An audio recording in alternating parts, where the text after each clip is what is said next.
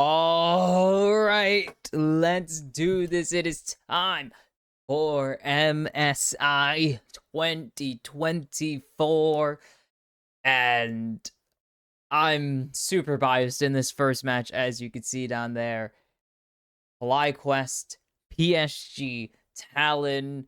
If you remember last year, if you remember, any of the cast from LLA, I do kind of talk about PSG a couple times, and they're my favorite team in League Esports. And we'll actually get to, of course, the Latin American team a little bit later today, as we have two best of threes on the docket to kick off the Group A bracket stage, or well, I guess the Group A bracket for the play-in stage. We have first, of course, FlyQuest versus PSG Talon, and to follow it up, the reigning world champions T1 against the ultimate underdog in Estral Esports. And we'll see how the first time Latin American champions fare against the four-time world champions. But first, we have to see a team that really fell off from what the expectations were, I guess, from entering the playoffs again. FlyQuest, kind of the wild card entering. They came in with a very retooled roster of Whippo-inspired Jensen, Masu, Busio. Whippo and Jensen. Jensen having a great year on Dignitas last season didn't really matter, and Whippo retiring or taking a hiatus for almost 2 full years, and Inspired playing, I believe, on Team Liquid for, I don't even remember. Inspired, I think it was on Evil Geniuses when they went to Worlds that one year. Which, yeah, absolutely crazy to see these guys, these European superpowers, combine on a FlyQuest roster that was expected after very strong starts, or after a very strong start to the season. We're expected to make a run to the championship, but they just fell short at the last hurdle thanks to a Team Liquid super run in the playoffs, as Whippo going to lock in that Nautilus with the first pick. Some of the meta has been shifted up. You can see a lot of priority put into this Lee Sin, and most importantly, the Nautilus being taken a very powerful support throughout the regular season and the playoffs, and it's going to continue to be that way, as we can see Aja locking in Woody's. Actually, that's going to be Betty's Senna and Woody on the Kench. This is, I believe, almost identical to PSG's Worlds roster from last year. And very close. Again, this team insanely close to knocking out the Mad Lions. 2-0 lead. They blew it. And the 5-game series that would cost them their shot at the group stage, as Jinx going to be locked in for Masu here. And Talia, of course, for Genta. Talia really took over in Azir's absence, but even with Azir in the meta, was always going to be there. And Maple going back to what has been working for most of the year. Azir has made his grand appearance at MSI after people were very excited to not see him for most of the for most of the playoffs, as he was disabled on a good chunk of them, and people were really excited about it. But the Emperor of Shurima has returned to rule over MSI once again, and this is a pretty similar draft to what we've been seeing, though the Jinx is a very big switch up, actually. And I'm interested to see how this is going to go. Entering this tournament, Jinx, I don't believe Jinx has been super popular. 44 wins, 44 losses on the season in 88 games, and 49 bans, a 9% presence rate, so not massive, but nothing really that bad. Pretty standard bans here. Junjia's going to lose out on his Xin Zhao. Inspired going to lose out on his Viego. Both of these junglers very proficient at these champions, as they've shown throughout their careers. Especially Inspired, and just throughout, after Viego's release, has played it so much that it's kind of become a thing for him. And that's going to be the Poppy taken away, still insanely strong. And Inspired has shown a tendency to pick it up when he can. I believe he picked it up throughout the playoffs, if I'm not mistaken. I know he picked it up a couple times in the regular season. though. Definitely picked it up a couple times in the regular season. Everyone wanted to play it. And that is an interesting ban. Wukong specifically targeting Aja and Junjia. But this is the weird thing that we saw. I had to cast a Kha'Zix game back in the LLA, and Junjia is looking to make me do it all over again.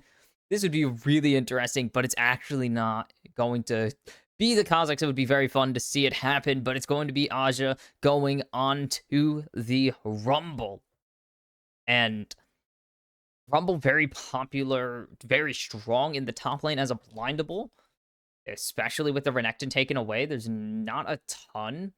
With I guess not even, you could ignore the Wukong ban. That is, I believe, a top lane Wukong ban, or top lane Wukong ban. But with Renekton gone, Rumble has become the strongest blindable jungle, or blindable top lane in this rotation, it seems. And Sedge going to be locked in for Inspired now. Sedge, Maokai, oh baby. Rel is gone, and that is going to be Bwipo on the Urgot. We've been seeing this Urgot, not into Rumble, but we've been seeing it as a counter pick to the surge in Camille's recently. And it is so weird, and that would be very out of left field for Junjia to take that Nidalee, but it would be very interesting to see even more AP, just 3 AP champs into a Nautilus and Sejuani comp. That would go great. It is going to be Junjia falling back onto his laurels into a very strong Jarvan pick. Jarvan, very good. We've seen PSG Talon pilot the Jarvan very well to several victories over the course of 4 years now. Jeez, man, the PCS is crazy. Oh, we'll talk about the PCS a little bit as well, because there's been a bit of a switch up. But they're going really, really aggressive, actually, in this comp. Rumble going to be very aggressive. We're going to have to see how he can do into this Urgot, though, most importantly. Did I say into Camille? I mean, it kind of was into the Camille, which is a weird sentence because, yeah, weird sentences exist like that. But we have the Rumble, and that is kind of the staple pick here. You already see the game plan lining up for both of these teams. Heavy team comp with an emphasis on Talia and Jinx carrying. I am interested to see what the Urgot's going to do for Bwipo here. I think Bwipo busted out Urgot in the last series. No, he did not. It was LPL actually busted out Urgot, and the casters treated it like a normal thing, and I thought that was absolutely hilarious. But Senna Kench does make me a little worried. Not because PSG can't play it or because it is bad. I think Senna Kench is still solid, especially after the nerfs to Senna's farming soul rate. She still has a really good fast. They actually buffed the drop rate for fasting Senna, so that is going to be the preferred method of Senna play as we see it throughout this tournament. The issue is I see it as PSG going back to the very, very slow playstyle we saw them do in 2022 that actually costed them just completely hindered them at Worlds 2022 and MSI 2023. They are not the slowest team entering this tournament, but this is a very specific comp that I feel is way too reminiscent of the slow-paced, take 40 minutes to end the game PSG, and I don't like it. But for FlyQuest, pretty much kind of playing a bit of comfort. Masu going to the Jinx, I don't think Masu is on the strongest ADC, as we can see the lane swap shenanigans already beginning. We saw this lane swap mess severely, not even hinder, just absolutely mess with the LEC finals as G2 and Fnatic became absolutely absorbed by the lane swap rotation, by the lane swaps over and over again. I'm actually going to just bump the quality up a little bit here. It looks a bit choppy to me. Jensen and Maple are just going to scout each other out. Nothing crazy. Jensen going to get his deep ward in and get to lane faster to get that push onto Maple. No crazy rune sets coming out here. Yeah, nothing crazy coming up. I swear, what has Urgot been played into? I feel like it has been this into Camille specifically, because that's what it feels like it's been. But I might be wrong. No, into Rek'Sai. I'm an idiot. I don't think Rek'Sai is going to be at Worlds, though. Why did I say Camille? It is into Rek'Sai. No, I'm just wrong. Because I was like, it was a weird pick, and it's not Camille. Camille's absolutely terrible right now in top lane. Actually, a bit better. But Urgot going to go for an extra long leash. Aja just going to come here, put some pressure down onto Jensen. And the lane swap has put the pressure. Okay. It's really weird. So the lane swap, as it is now, is a bit different. It is the top lane kind of just walks around with your jungle. In this case, Bwipo actually has has picked up the XP in the bot lane to level up to level 2. But now this is where the strengths of it comes in. You can get 4 people into a lane dive just to put someone under turret because ADCs with a support completely outrange the top lane duo with the jungle. And Woody, you can see teleporting into the top lane, actually going to be able to be level 3 up here, actually going to pick up. He is farming, so it actually is okay for him to just rotate over. He can tank up whatever Masu and Busio want to throw at him. He is Tom Kench. He has the Q. He has a ton of CS to pick up. Missing that Q is actually going to be really big, though. But Woody going to be actually buffed up here. Aja has completely had to sacrifice his game for just for this. They didn't get first blood on the play, so actually it is very good for FlyQuest here because PSG had to sacrifice their top lane, their teleport into top lane on Woody, and I think they might have prepared for this actually, as Aja is going to be able to farm up here in this bot lane. But now Inspired's coming down. They know that Inspired's here, and they just need to they're going to just use the pressure with the center root and Aja being in the danger zone right now to pressure back Inspired from any shenanigans. Woody's completely able to solo lane. We've been seeing this Kench and Nautilus solo lane pop up a lot with the lane swap meta, and especially with the fasting Senna being paired with it. We've seen a lot of Nautilus's solo farming. We've seen a lot of solo farming Kenches over the past month or so in Pro Play. Some more successful than others. Is what it is. Nothing's going to really happen here. We'll get over some platings onto both of these. Okay, one of the bot lane pairings and Aja and Betty on the other side. 2 platings over to Aja and Betty, actually.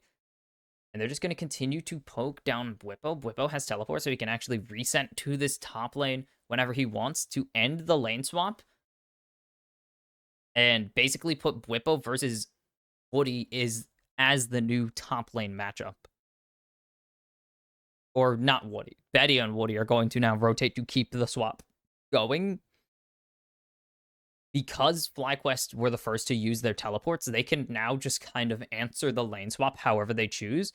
So now it's going to be Aja being trapped under his turret. He's going to be catching these waves, though, is his only goal. His only goal is to, 1, get that vision right there to make sure no scuttle crab happens, and to help Junjia if he does want to call for that scuttle crab at that given moment. And now he's just waiting for the wave to push in, so he has a bunch of extra time to kill right now, including if he wanted to help. Again, if Junjia wanted to call for Scuttle Crab, wanted to contest a bit earlier, he could. But now Junjia just spotted out. But now the shuffle going to be canceled there. Great Unraveled Earth by Jensen to deny a crucial combo because there's no escaping. If Jensen got trapped there, they have nothing. But now 3-man bot lane. This is the detriment. He's a level 3. There is no potential to stop a dive besides the fact that FlyQuest are just going to say, no need for the dive. We could just go for this early dragon, get some early healing buffs, and it's all we need. Aja's just going to be farming for quite some time right now. He is so underleveled. Bwipo level 6, Aja is level 4. But in exchange, Woody is level 6, and Busio is actually level 4, but that is a lot less valuable. If it weren't, that is actually pretty valuable. Never mind. It is Tom Kench, so having that Devour is really, really valuable here. And because Woody has no teleport available, there's no way to reset the lanes, though they would not want to reset the lanes anyways. because Aji is 2 levels down, there is no reason for them to want to reset these at the moment. They'd probably want to wait a little bit longer just because it would allow more catch-up XP to actually come through. Because Aji's already getting catch-up XP, he needs to burn his flash here. Oh, he's actually going to have the nerves of steel and just sidesteps Busio's hook, and he's perfectly fine to try and just leave. Yeah, we'll just need to completely disengage this. Is calling for the support. I believe this is the lane swap returning to normal states. This is kind of like Trick Room in Pokemon. The twisted dimensions have returned to normal or are returning to normal. As this will be Woody and Betty catching these bot lanes, catching these shoving bot waves. They will have to hand over another plating to Masu and Busio, but that is honestly acceptable. Actually, they won't even be able to get any platings. They might drop one here, though, but this is a completely messy wave state because Betty has to try and race to get back there. And Aja's finally going to get level 6. Like, that is the benefit. Aja's finally going to be able to get level 6 here. They will have that They will have the equalizer. The cataclysm with the equalizer. There you go. I was going to say collateral damage, which is Graves' ultimate. But we'll have that. Dang, I almost said collateral again. We'll have that combo available with the equalizer. And the lane swap's going to keep going, actually. Keep it going. Because FlyQuest were the last to get that shove in bot. Oh, that ward doesn't spot out anybody. They know the lane swap is still going because Whippo's in bot lane right now, facing off against Betty and Woody. Whippo, until he gets this Titanic, not going to really be able to do much against this bot lane here, especially now that Junjia's here. I think he's not been spotted. Nope, Whippo hasn't spotted out Junjia, but has assumed something's going on. Aja's here. There's the Super Mega Death Rocket, and finally First Blood will fall. Inspired with the Glacial Prison will lock down Aja, underleveled, and there's nothing they can do. There's not enough damage just quite for Betty and Junjia. Betty is playing support Senna. He can't really put out the damage yet. Meanwhile, Masu is an ADC, and he's going to have a finished item here. So that is absolutely huge, actually, for FlyQuest to pick up that first kill. It doesn't go onto the Jinx, which would have been really, really nice, but it still is just punishing Aja, but that is first turret falling pre-10 minutes. The lane swaps have allowed the ADCs to absolutely hammer these turrets. 2 platings gone in top lane. Or 5 total platings gone in top lane, and that is now 7 total platings, including first turret gone in bot lane. So FlyQuest continue to have a gold advantage here, actually. And it is completely on the back of turret plates. They have 7 in the game right now, and that is quite a bit of gold going over into their pockets. And now Maple has the Gnasher's Tooth finish. My goodness, it's been a little bit since I've casted the league, so I'm all over the place, I guess. Kraken Slayer finish for Jinx, but that is Hollowed Radiance. That sounds right. No, I can't remember if it's Hollow or Hollowed. Both of them sound correct. That is the problem. But Kench with the first item finished, it is the AP, or it is an MR item, so not going to be super valuable into Masu here specifically. And I think that's kind of a mistake. I think that might be an error from Woody here, honestly. I think he needs to get, well, he will be getting something. He's, definitely buying armor boots. 100% Woody is buying the plated steel caps this game. No questions. Jensen just going to try and lay some pressure on Maple. Not going to be able to get much of anything. Inspired's here, though, if they want to go for a play. But I don't see an angle here unless Maple overextends, and that's about it. Aji is just rotating up. If they pull the trigger here, Maple is very dead. He doesn't see the jungle pet, but he's just able to flash in time. The Q is not enough there from Inspired. Doesn't burn his flash, though, and they get the flash out of Maple. Meanwhile, PSG are just going to get all 6 Void Grubs here. And I didn't even mention any of it. I had no preamble to this game. I do think PSG are still the closest team to North America outside of the Big Four, or closest to being the more competitive non-Big Four regions. And this is kind of it. They have really good team play here. They haven't had any big plays to get kills. That is a great equalizer there, actually. Whippo cannot get any platings thanks to Aji just denying him entirely. But they have the coordination to pretty much just do whatever they want here, as Busio is getting absolutely laid into right there. But now they're in such a good position. Even without, even giving up first blood, they have so much money in their pockets. In the pockets of Woody and Betty and now Maple as well. But if Maple is not going to be careful, he has no flash. And there's the fear beyond death connecting. He's going to throw the shuffle, but it's not going to be enough. And that is a nice 450 gold into Whippo's front pocket. Not even the back one.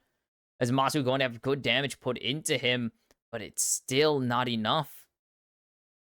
And PSG only have a gold advantage. This is going to be really difficult. That is a Triforce coming out. I am an idiot. It should be Triforce. Why would you rush Titanic? They will get the second Drake at least to prevent the Drake stacking or Drake rushes, as Bwippo's trying to shred this turret, but Woody's going to be able to make it here in time, and he's just here to clear waves. He's never going to fight. Woody is never going to fight Bwippo. He is the same level as him. He loses those. Actually, he might win. He has a Warden's Man. He might win those. Oh, Aja is going to drop that. Brutal. Plating is going to not fall here, actually. No plating going to fall. We see a lot of the items coming through, but it's PSG who just have general gold advantages. But this is Maple getting greedy. Catches out this teleport, is trying to just go for this turret, though. But it's not enough. That control ward's still there. It's been sitting there for quite some time since the Sejuani, or since Inspired wanted to go up into the top lane and look for a lane gank. And now it's Black Cleaver. Black Cleaver builds out a Phage. Wait, what? Hold on. That I do not believe. That one I do not believe. Why does it build out a Phage? It doesn't heal. I mean, Trinity Force doesn't either. Oh, wait, Phage gives move speed? Man, I haven't built Phage in so damn long. Oh, Jogia has caught out Busio. The hook connected with the wall, and Busio is just going to hook into his demise. But if PSG can't be safe here, because here comes Jensen. Masu's already here, but the wall is only going to be there to deter PSG from turning. And that is going to be the Rift Herald over to PSG Talon. And that is so good for them. They get their kill back. It goes onto the Kench, which is at the worst case scenario. Betty's getting shredded, but he immediately cleanses there. That's a Captain Jack if I've ever seen one. Now Inspired's in a terrible position. Might have to burn his flash if he's not careful. Junjia going to get hooked, but there's a great Dawning Shadow, and Inspired has to continue the lockdown, force the flash out of the Cataclysm, but now Busio's getting locked down, and there's the Equalizer coming in. The Super Mega Death Rocket finds nothing, and it's only Junjia picking up Busio, and PSG Talon reassert their control in this game. They don't get a Rift Herald, but they find a lot of value in a turn and burn. But Jensen going to push in this bot lane. He's trying to get the value here, and that's 2,000 gold now ahead for PSG. And look at that lane economy. It is completely on the side of Woody. It's like he's playing a farming support or something. Jensen spotted out Maple. I don't think Maple wins this quite yet, unless he dances like he's never danced before, but he's got to be careful because now Inspired's here, but there's the Shuriman shuffle kind of bootlegged. But Maple doesn't have anything left, but here comes Junji. It's going to be a trade for now. If they can find the damage, there's no turret here. They can chase down however they want. Busio going to get rooted up, and now Betty's going to be shredding with the gun. I didn't have anything to rhyme with Betty and Shreddy, actually. That was kind of clean if it was actually good, but they will find a trade of kills there onto Jensen and Maple. The mid laners fall, and Inspired's just it's getting attacked by Betty. Are you kidding me? Top lane turret, her top tier 1 will fall in favor of Bwippo. So all the tier 1s are mostly off the map. Only mid lane tier 1s left.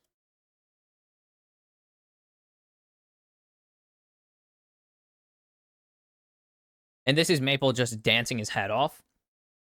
And he knows he can win this fight, but there are the friendos. Good flash there, too.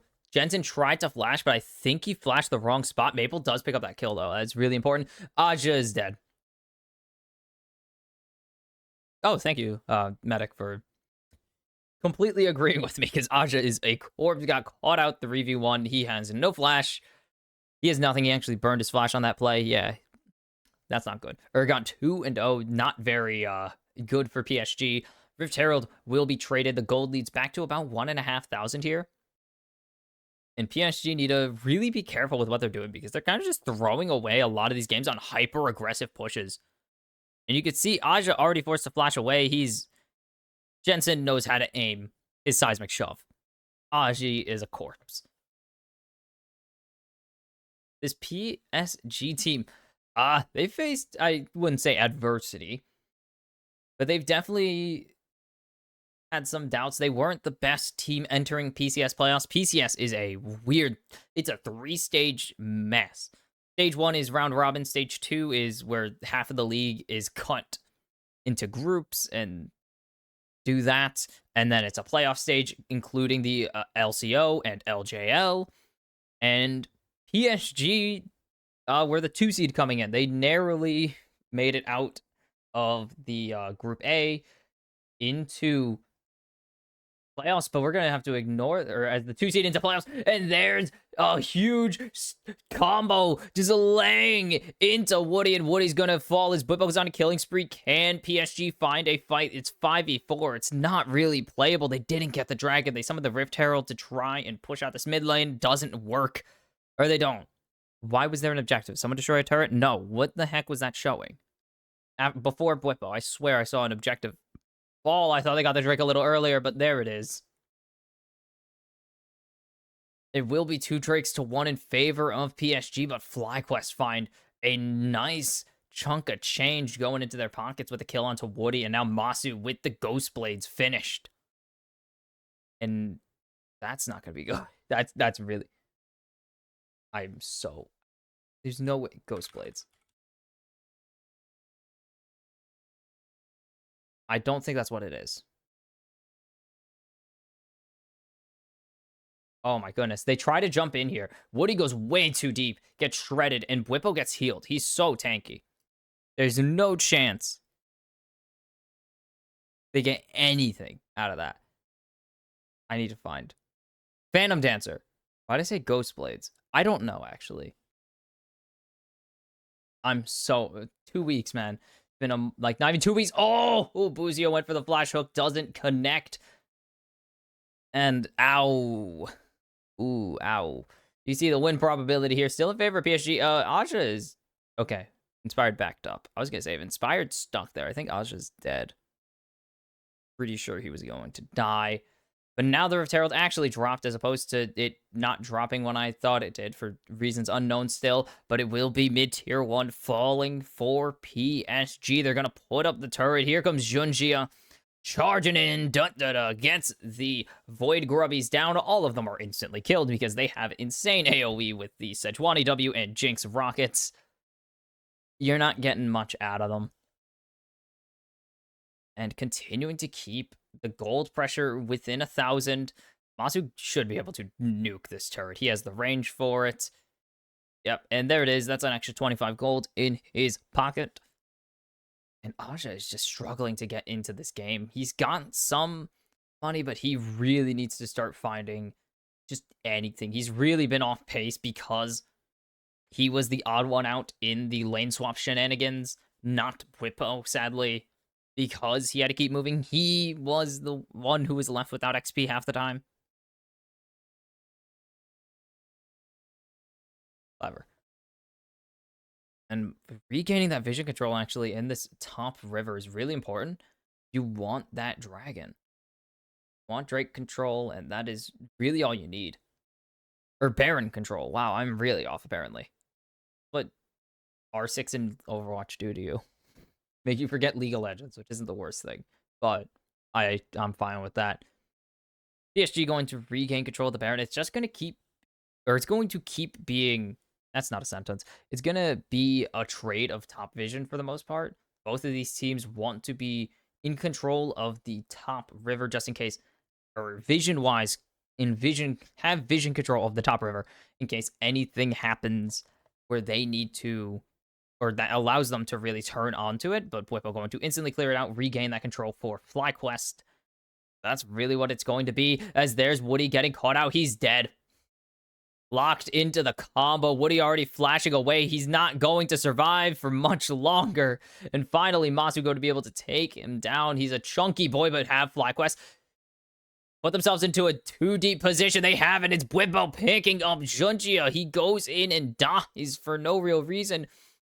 Betty going to be able to continue to throw in this pressure, but that's about it. As FlyQuest have full Baron pressure now. They have 5 members alive and so much damage. They have Jensen and they have a Talia and a Jinx here.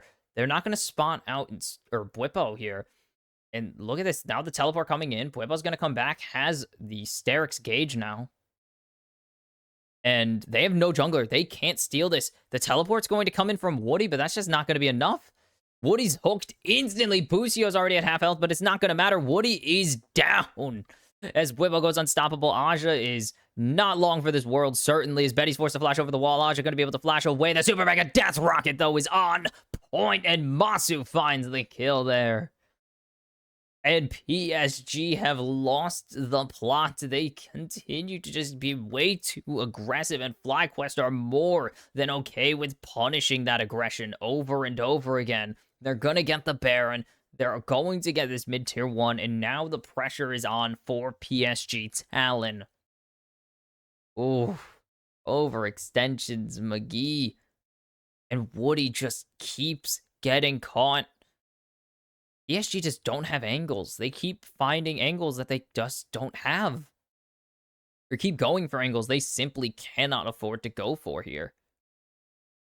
And Aja's flash just is too late. He needs to flash a bit earlier there. Even then, I think Masu has the damage as a 2.5 item Jinx for almost basically 5,000 damage. And that fight 1 auto away from 5k. For Masu, he is absolutely loving it on the Jinx right now. He is hamming it up. He is having the time of his life, and now PSG once again caught. There's the Weaver's wall to lock them down. Junjia gets a good devour, actually, from Woody. Have they found an angle? But look at the health bars. There's the Fear Beyond Death, and now Junjia is running the wrong way. He's feared. A nice snipe with the Dawning Shadow from Betty, but it's only going to be good enough to make it a 2-for-1. There's no continuing this engage here. The solid wall that is FlyQuest. The Super Mega Death Rocket not going to connect. Would have Betty just dodging it in time. But FlyQuest can't, they don't let Maple go forwards, and that is exactly where PSG falter. They can't do anything if Maple can't go in. The health bars now are way too chunky for them to go in. Unless they think they can take Bwipo or Inspired out. They are just not doing enough at this point. And there's the gold lead, 4,000 in favor of FlyQuest entirely now. Turret, only 1 tier 2 falls, but they have Baron for another 30 if they want to try and do something. And yep, Sterix Gauge. Love Sterix Gauge. Item is so dumb. Shockshow's just going to make Bwipo even tankier now. The IE on Masu, still a good 3rd item, man. Jinx is going to be critting so much and just doing so much damage already. Masu is the carry, and PSG are not able to get rid of him at this point. They need to lock him down. Their AD carry is Betty. He's not doing too hot right now. He has 2 lethality items. Not what you want in this situation. And not looking good, to say the least here. As Inspired, going to get the moves, the shifting sands away from Maple, threatening with that Glacial Prison. And that is just how strong, how much they have to respect Inspired right now. The Glacial Prison, just a problem for them to deal with. PSG just have no game plan here. Their game plan is to get a great Shuriman Shuffle, but there's no follow-up. Aja's 1.5 items. He's 1.5 items. He's getting outpaced by his Senna right now. It is insanity. Like, this Rumble's just so weak. They didn't really prepare for the lane swaps. It feels like they didn't prepare for the lane swap because Aja's just so not even underutilized. So it just unprepared. Just seems messy, honestly, from PSG Talon, which is not what you want to hear from your regional champion. Is that their play is messy and they're underperforming, as Inspired spotted out here by Junjia. You need a big equalizer, and the equalizer's not weak, but it's just not strong enough. There's no angle they have that can lock down one person that can't escape it, and they're going to try and jump onto Bwipo here, and he's forced to flash out, and that's the equalizer down. Now the Glacial Prison going onto Woody to prevent any re-engages. And that's it. It's only a flash out, but that's all that they needed, really. As Maple going to just send this wave into the bot turret. Jensen going to be teleporting in. So not going to have it for either major objective coming up. But PSG need to really capitalize on that opportunity then.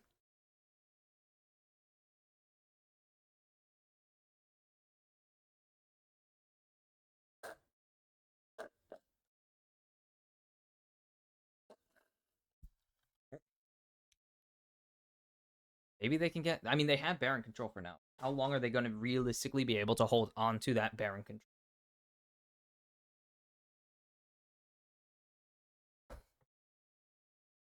Ooh. It is really up to what Junjia, Maple, and Aja can do. Because Betty is just going to be here to do damage. He's not going to be your engage. He is not going to really do much else. Maple and Jets are such high levels compared to the rest. My goodness. As now, FlyQuest going to continue to push forwards here. They need to lock down someone with this Glacial Prison, and this fight's over. The Glacial Prison from Inspired can just end this fight entirely.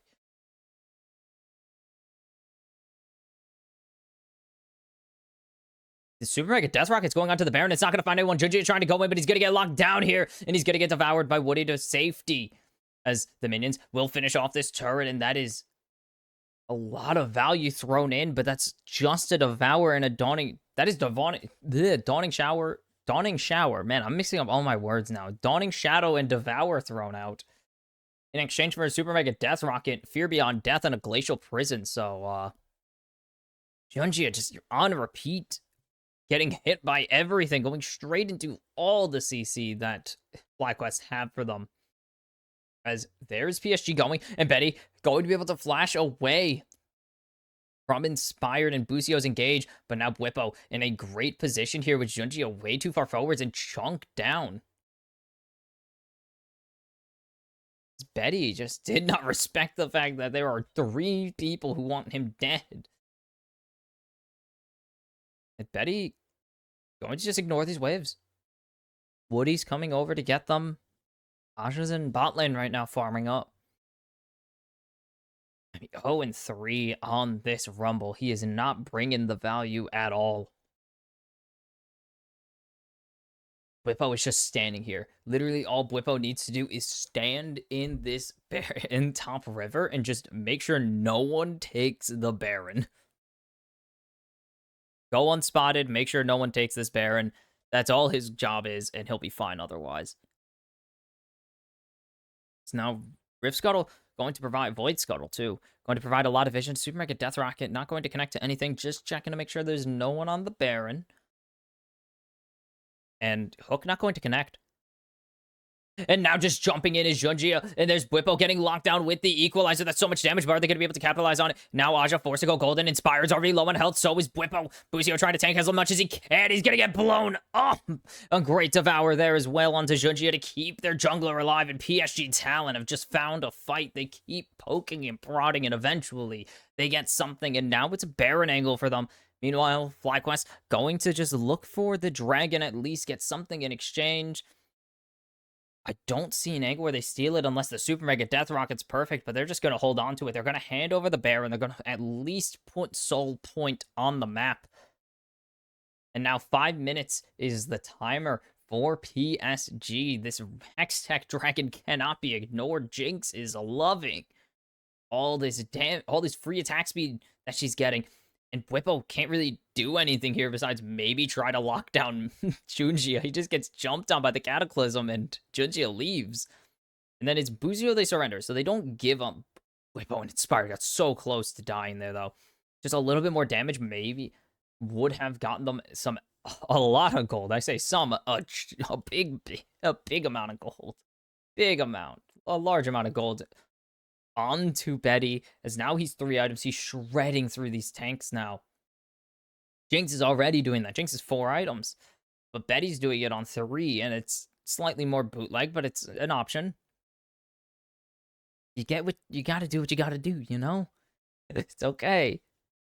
Maple didn't even need to find a shuffle there. They need to be PSG need to be very careful. They need to respect the fact that if any single one of them get locked down, the fight just ends. They cannot afford to just disrespect FlyQuest's engage, as there's the first turret of this Baron buff going down. We'll get this bot tier 2. They look to get the mid tier 2. I think they can, as long as they don't overextend. Here comes the wall from Jensen, though. Junji is already way over engaged, and Masu not even going to need the Super Mega Death Rocket here. He's just using the regular ones. But now he's got to throw it. No dodges coming from Junji. Masu's on a rampage. They get the tier 2, but they give over a whole soul 50 seconds. They got 40 more seconds of that. They give over a person for that because Junji predicts wrong on the dodge, and that might cost them the game here. Nope, wave's gone. Bwipo locked down, the equalizer coming in on top of him, but he should be fine. Has the Sterix gauge just to keep him a bit extra healthy, an extra bit healthier than he already is. That is down for, I believe, a minute and a half now on Sterix gauge, if I'm not mistaken. I believe it might be 60. 90 second, I was right. And now Aja is actually getting a ton of value. These equalizers are huge. Still has no takedowns, but these equalizers are so big. They land onto Bwipo and they just force him to disengage. But this all starts with a great engage from FlyQuest, but this turret dies actually, so PSG kind of able to just stand there. Junjia doesn't get a shield. I feel like Betty probably should have aimed that at Junjia because you're not dissuading Masu from going forwards here with a bit of extra damage because no one's near him. The only person near him is Junjia, and he's running from Inspired. So I think they probably should have threw that shield onto Junjia instead of going for Masu, but is what it is. Is that a Rocket Fist? No. It's a Rocket Fist. Okay. You got a minute 40 till Drake Soul spawns here. Or FlyQuest. PSG are going to need to grab that, or else they're going to be facing down a very scary Jinx with 3 Hextech Dragons. So, not optimal, to say the least. But they have a 4-item Azir. Maple is so strong right now. But Maple just can't get any damage down. They are not really giving him anything to work with. As this should be smited away, right? Yeah. As Betty's going to get backed up by Bwipo here with Masu. Now down to a minute. The SG are just, they have no control right now. There's no control on their side, so they need to be very careful here.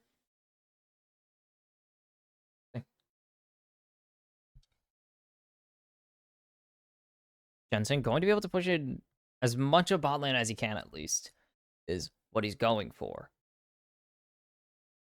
And there's full control of this bot jungle for FlyQuest. This is very dangerous for PSG right now. They are in a terrible spot. Because they have no vision, they have nothing to really go off of. They just need to react to whatever FlyQuest throws at them, but they're going to try and regain this mid control. But Woody going to get hooked, and there's Maple getting locked up at the Glacial Prison. But Woody can't devour himself, and now Junjia jumping in. That's a huge equalizer onto 2 with the Cataclysm, but Bwippo finally going to be forced to go into Sterix. Maple in the back line, shredding up Busio and Inspire, though, and there's a huge shutdown for Betty going through. Busio going to get locked down. It's a double kill for Senna. And that is going to be a denied Drake Soul for FlyQuest, as PSG are hunting for Masu here. That's a lot of gold that they think they can get, but they don't spot Masu out, so it's going to have to just be a disengaged situation. Actually, nope. Oh, stealth from Masu right there to get a near escape. They couldn't find him. He hid in a weird spot. Didn't go into the bushes. Went up into turret. I went up towards the tier 1 dead spot. And PSG just were not ready for that one, eh? But that one starts with what looks like a good FlyQuest engage, but they lock down Maple and he's instantly free. And so Betty and Junji are just free to do damage here.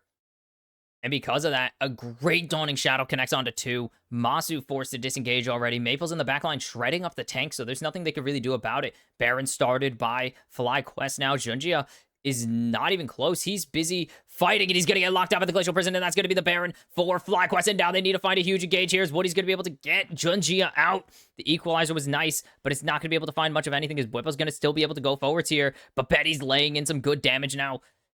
But that is it, really. Jensen going to get a good chunk of him taken out there, but Junji is so low. There's no way PSG re-engage this if they value their lives. A great dodge from Junji on the Super Mega Death Rocket. And, geez, this is a very close game. This is a very heavy hitting back and forth right now, as both sides are just trying to take apart the other with no regard for themselves at some time. Sometimes it feels like there's no regard for themselves. They are just going and eventually getting out. But not quite. They go in, eventually get out if they can. Not go in and make sure they get out kind of plays. This is a surprisingly not bloody game for a game with as many fights as they've had. But FlyQuest have the Baron. They could try to get some push here. Now 5 items on the Jinx. Full build unless Masu decides to abandon the boots here. And Maple coming up on full build too. Does have enough space for a control ward at least. Will get a 5th item eventually. 441 CS. Only 3 takedowns. This guy has been side lane man himself. And look at look at the 2 Leandres, actually. Only 2. We've been seeing a big drop in hourglass, or in stopwatch items, or steel sigil items as well, I guess, if those... Man, steel sigil items. PSG are going to be on the defensive for the next minute still. And they might have to burn an equalizers. Here comes the Weaver's Wall. Just to cut them off from the wave, are PSG going to have to give over this turret? They won't, but the Glacial Prison going to connect onto Junjia. And that's going to be half. Oh, 3/4 of that turret gone now. Pushing in the mid lane. Aja going to have to respond to that. Doesn't have the equalizer. Used it already on a previous wave. And PSG are going to have to continue to answer these waves. They might have to drop this tier 3, though. But there's Betty letting so much damage onto Masu with the Dawning Shadow. Junji is looking to go forwards, has the Cataclysm, but he needs to be very careful to not just die off. He's going to use the EQ to go forwards and just threaten, but not going to press the R key. They will sacrifice. Oh, the tier 2 eventually. The tier 3 eventually falls, apparently. And this is minute 20 on the Soul. The next Drake is Soul no matter what. Whoever wins it will have better static shiv, worse static shiv. I actually don't know the damage on it right now, if it's better or worse. It's probably worse than static shiv. It would be really unfair to have it be more... Sick dodge, man. Not even close, Maple. Yeah, have static shiv and a ton of attack speed, which is great for Maple. Pretty much Maple explicitly having great attack speed. As there goes the Sun Disc. And the hero cannon minion, as you saw on the bottom right over there. The cannon minion saving the game. Absolutely huge. And FlyQuest once again have control of this bot river. And as long as they don't fumble it like they did last time, this is all she wrote for PSG, as FlyQuest can just end the game here. They will get vision with the flag, though, with the Demacian standard. And so they know the entirety of FlyQuest are in that bush. Junji trying to go forwards here with Aja trying to pressure back. They're just waiting, trying to clear out some of this vision, try to get some of their own so they can do the pressure. But Busio has no hook now, and he's just going to get jumped on there. But Junji going to get locked down, forced to flash away. Already burned the Cataclysm, and that is their engage gone. That is the key engage of PSG. Absolutely useless.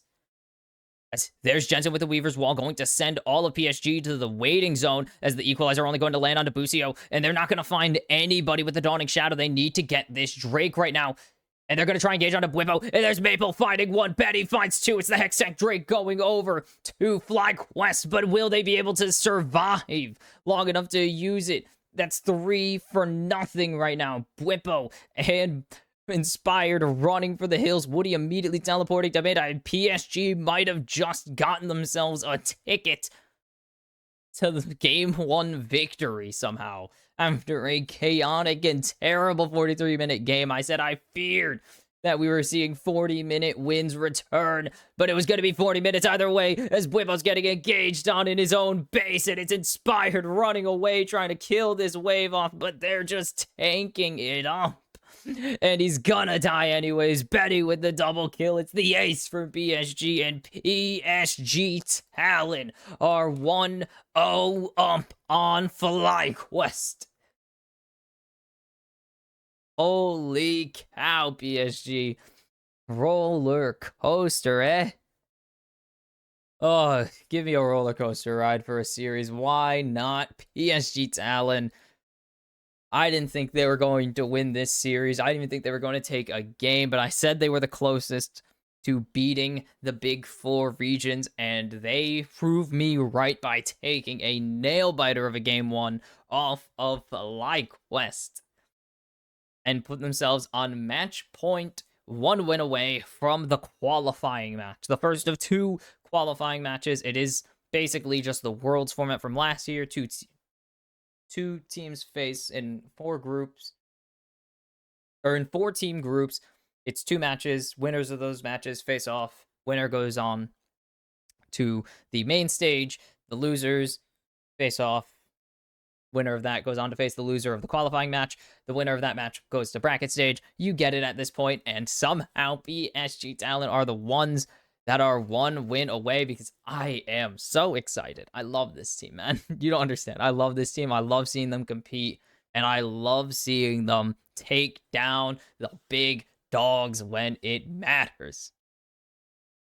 And now, FlyQuest have to have some answers. They had really good control of that game, actually, for quite a while, and now they're 1 loss away from being sent to elimination matches. So there's got to be an answer for them, surely, because there's no way. I mean, they were in control for so long. It feels like there's a perfect answer to this game for them. It really just, they had Aja behind so long. Aja just was not involved in the game for so long, but they just did not fight well. They took really bad fights or lost fights that they should have won and allowed PSG back into the game. They should have had Soul Point a dragon earlier, but they didn't. Like, they were just losing fights 1-0, 2-0, and eventually 5-0, yes, but it's just too many random fight losses that they should have had because they ignored Maple. They ignored Maple for too long. They allowed Betty to do too much damage and to get effective Dawning Shadows. They punished Junjia for so long. They punished Junjia 4 or 5 engages in a row. They should have had this, and they just didn't.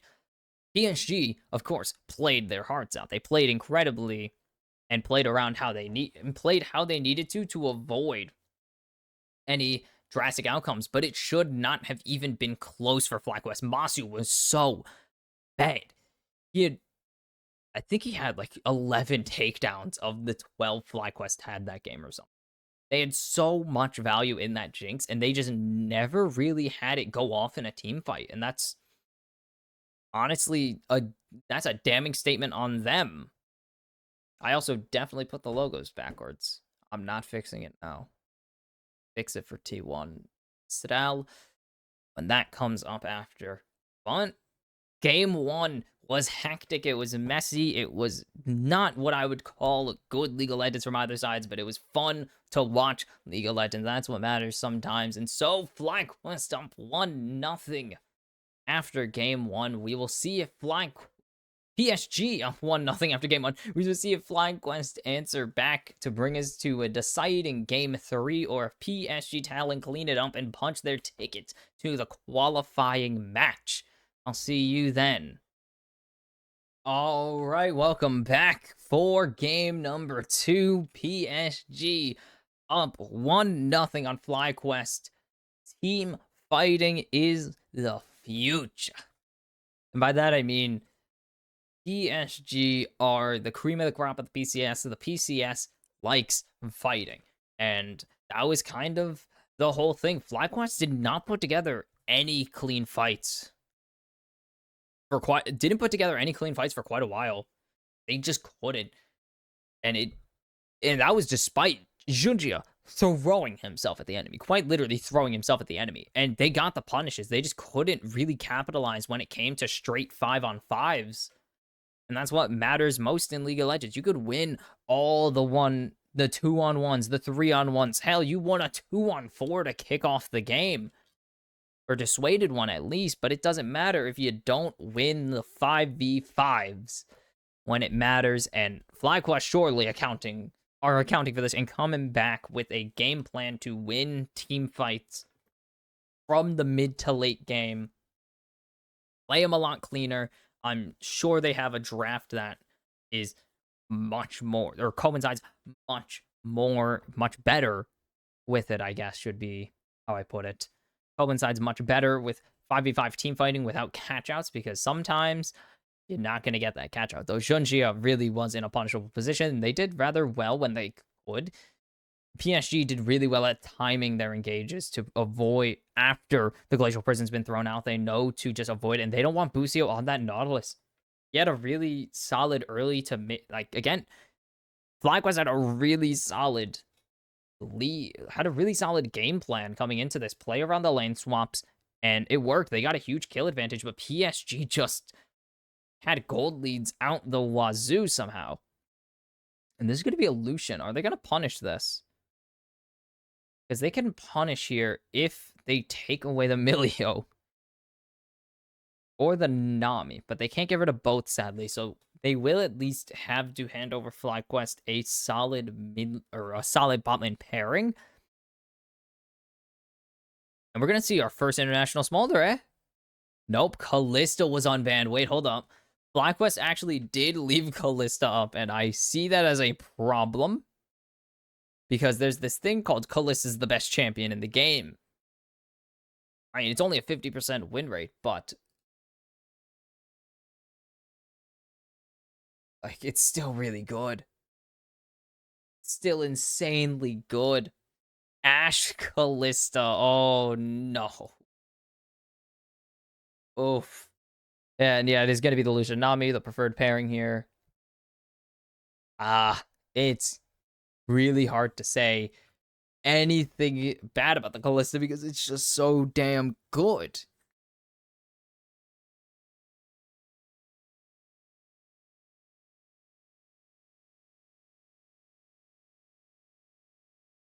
Oof.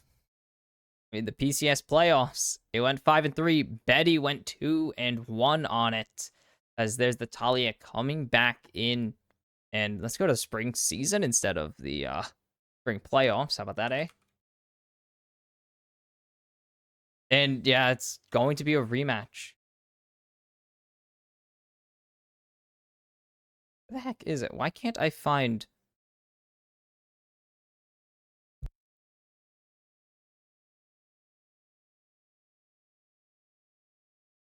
There it is. Betty has only played 4 games of Kalista this season, so 3-1 on it. So maybe there's a punish point, but Maple, I believe his most played champion is Azir.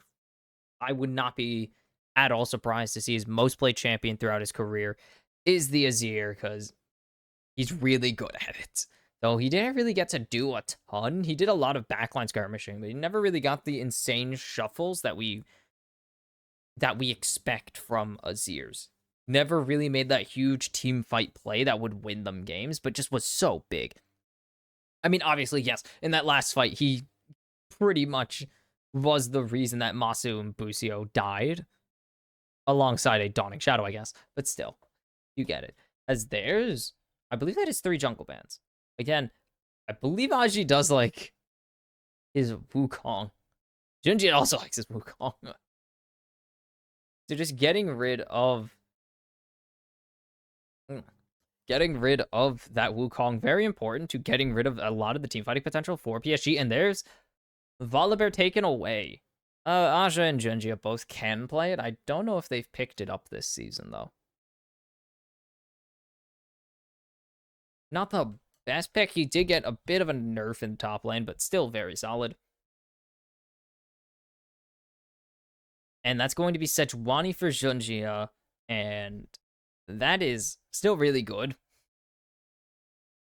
What are you going to do about it? It is Sejuani. It should just be the Maokai handshake because Rel is gone. So welcome back to the jungle 100% of the time. Sejuani, Maokai, woo.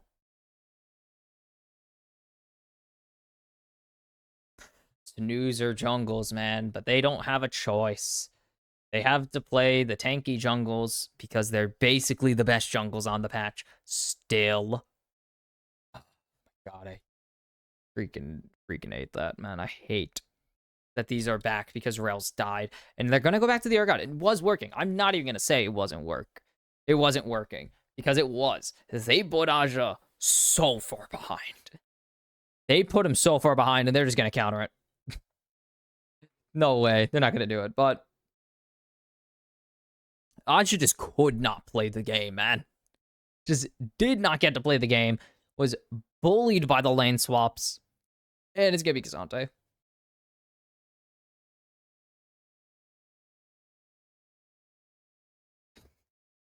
Yeah, that is correct, actually.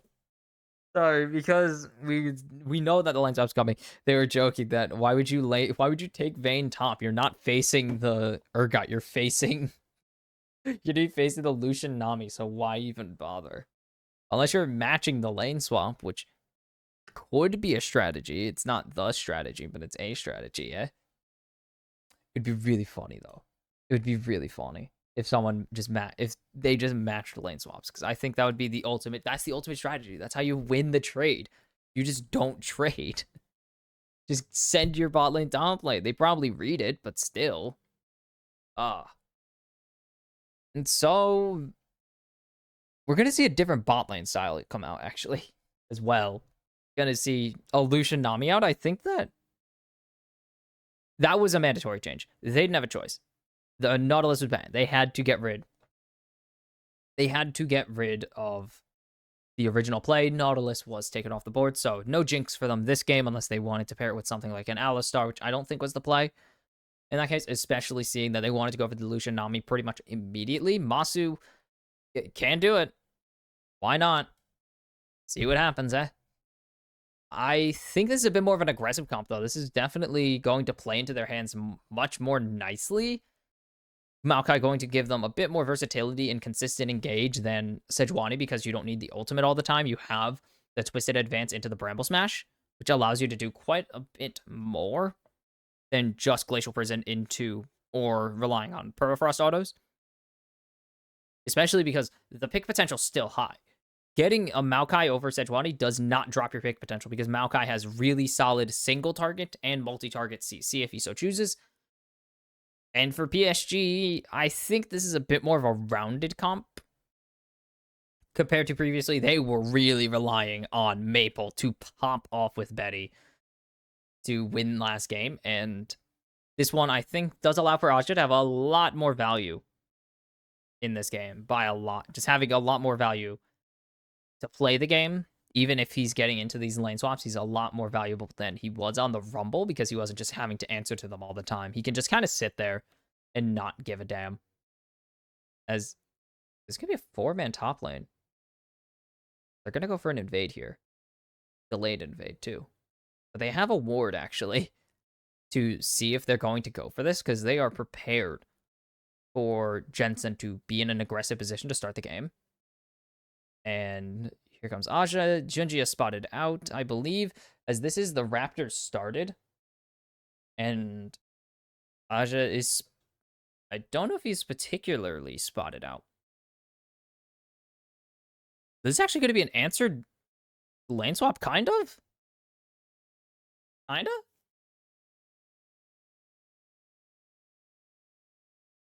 I mean, they need Aja to help with this invade, yes. Because they're going to need to steal the red quadrant from FlyQuest. But I don't... We'll see how this goes, actually. Because we're going to see Bwipo and Inspired completely ignore this top lane and just go straight back down into their, what do you call it? Into their blue side. Actually, we're going to see a proxy come out here.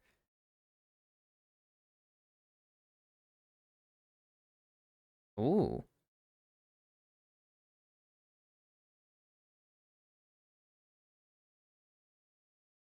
We'll see how this goes, actually, because I think Bwipo's going to have to burn his TP.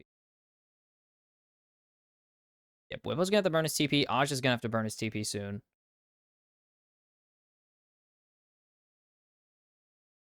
Yeah. This is going to just be double proxies with stacked waves. So this is the meta. Welcome to current meta. Okay, FlyQuest going to send their bot lane back to bot. Are they going to answer this? The question is, are PSG going to answer? They're probably going to send Aja back. And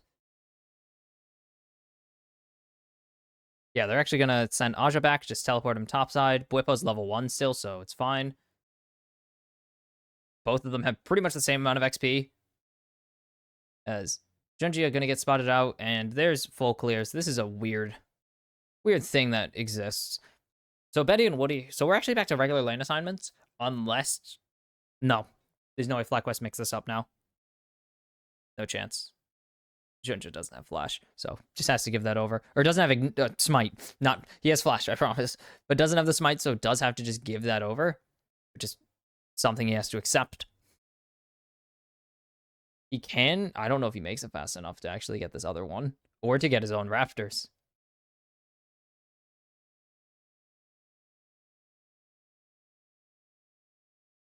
So what is the... Yeah, we're just going to see standard lane now.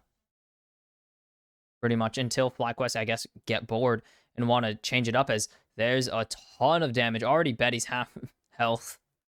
Just came back from lane, man. Smells like cut grass. But it's fine with that, actually. Should be fine. Why does it smell like grass? I'm intrigued now. Should be fine as there's the teleport coming out from the mid laners soon enough. Maple just needs to get his back in and then teleport. Ew, why are the twos in the middle? This is actually disgusting. If you look at the potions, you can see the twos are in the middle. That's a crime. That is illegal. What they are doing here is... No. His first strike spawns. Jensen gonna take a turret shot to try and delay as much of Maple's recall as he can. Because as long as Jensen keeps shoving these waves, Maple can't really do anything. Maple's just going to be stuck.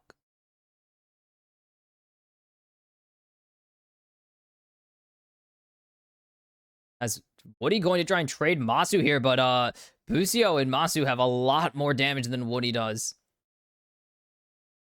Betty could not get into the trade, got absolutely just locked down. And we are in a vert. We are vert jungling, almost entirely vert jungling, except for the Scuttle Crab, which was the one not vert jungled part of this entire game.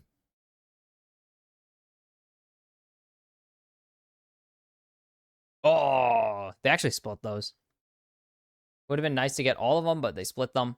As Bwipo has so much harass into this Cassante here. He's ranged. Cassante is melee. That is just how it is. As there's a huge shuffle from Maple there. Still has not teleported. And that is a forced flash out of Jensen. Due to run away because Sedge just got checked on rap. They did. They knew to not freaking... Jensen knew it was just better to flash than it was to tank the shuffle because Maple has no damage. Maple has no follow-up. As here comes the Weaver's Wall actually in response, and now the teleport from Maple's here.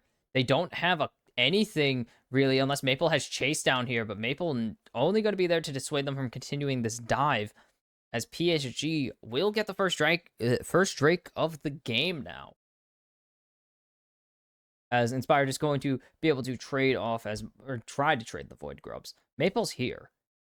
Bwipo has no mana, but Bwipo's here as well. Jensen has to walk back. He will get the first grub. But just gives up. Has to give up.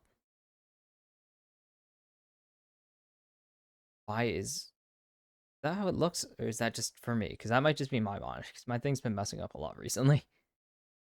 And Junji are going to sweep in, finish off these Void Grubs. Should get 6 off of them if I'm not mistaken. They give a lot of XP, man.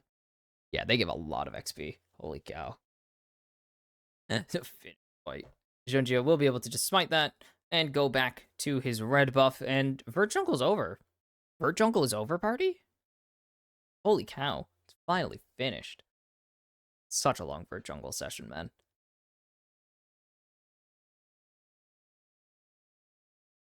Okay. Oh, he just didn't get it. Junji just did not get level 6. He was so close, man. So close. Whatever. Oh my god.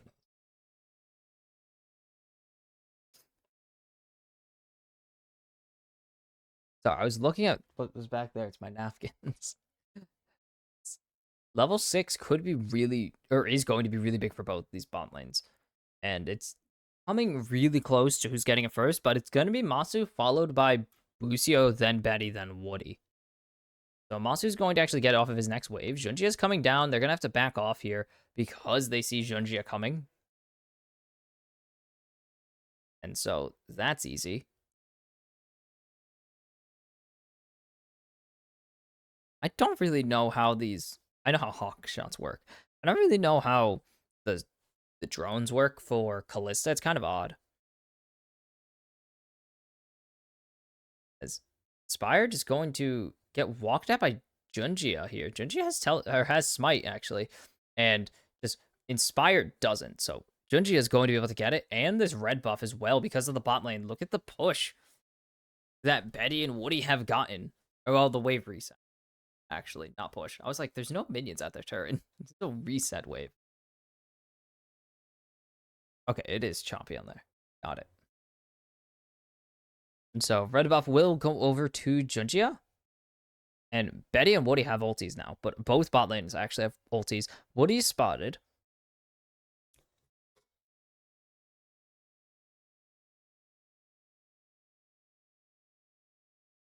Okay, sure.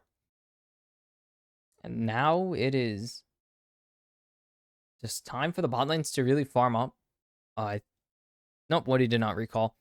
This is time for reset now. FlyQuest bot lane going to be able to reset. We're very close to seeing the reset out of PSG's bot lane once they clear out this wave. Masu not backing. Masu's going to stay another wave. Which I was not expecting because that was a pretty solid, that was a pretty agreed upon wave to reset on. But I think he wants to shove this to try and deny Betty the cannon. And he will. He will. Jensen will get locked down by not the arrow, but instead by the Glacial Prison. And first blood for Woody off of a Shuriman Shuffle Glacial Prison combo. And you take it. If it doesn't work, try it again, which is exactly what PSG said after the shuffle was flashed. So, there you go. As that will be a plating over to Aja. Teleport forced out of Jensen there. as they rotated Whippo down to prevent any turret siege. And so Whippo... Oh, that was experience. As Jensen and Whippo pretty much just cover each other. As Maple should... Oh my god, ice in the veins, Maple. Maple should get that plating is what I was going to say. Does also dodge the combo. Very good. So good. He's so good at League of Legends.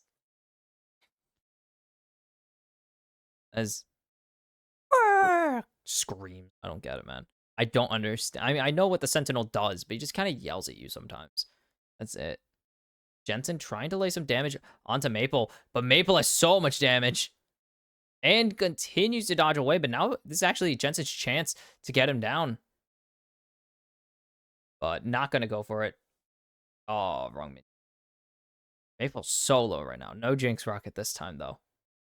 This is actually going to result in the second Drake going over to FlyQuest. They know that Junji is going for these Void Grubs with Haja right now. I think this should be all 5 going over as well to... Or this should be 5 going over to PSG as there's the stun coming through from the arrow. And Maple's going to capitalize with the shifting sands. And that is another kill onto the mid lane of FlyQuest. And now Maple finally gets his kill. Jensen just got bullied. That was so mean. Whippo just going to be there to clear out that ward. Doesn't really have much else he can do. Okay, hold on. No, never mind. Where is this arrow? Oh, he was backing. He doesn't know he's on vision. Or he does know he's on vision, but I guess he's assuming nothing's going to happen, which... Wrong. Perfect TP timing.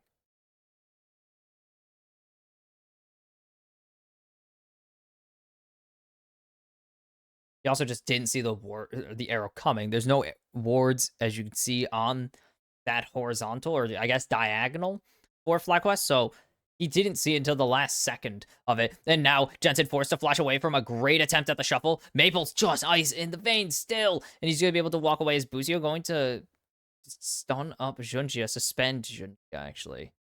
Is Inspired's here? If Inspired guesses, Betty's absolutely dead. But now Inspired, visible, and going to get thrown at. As there's the lockdown already onto Buzio, and the arrow follows it up.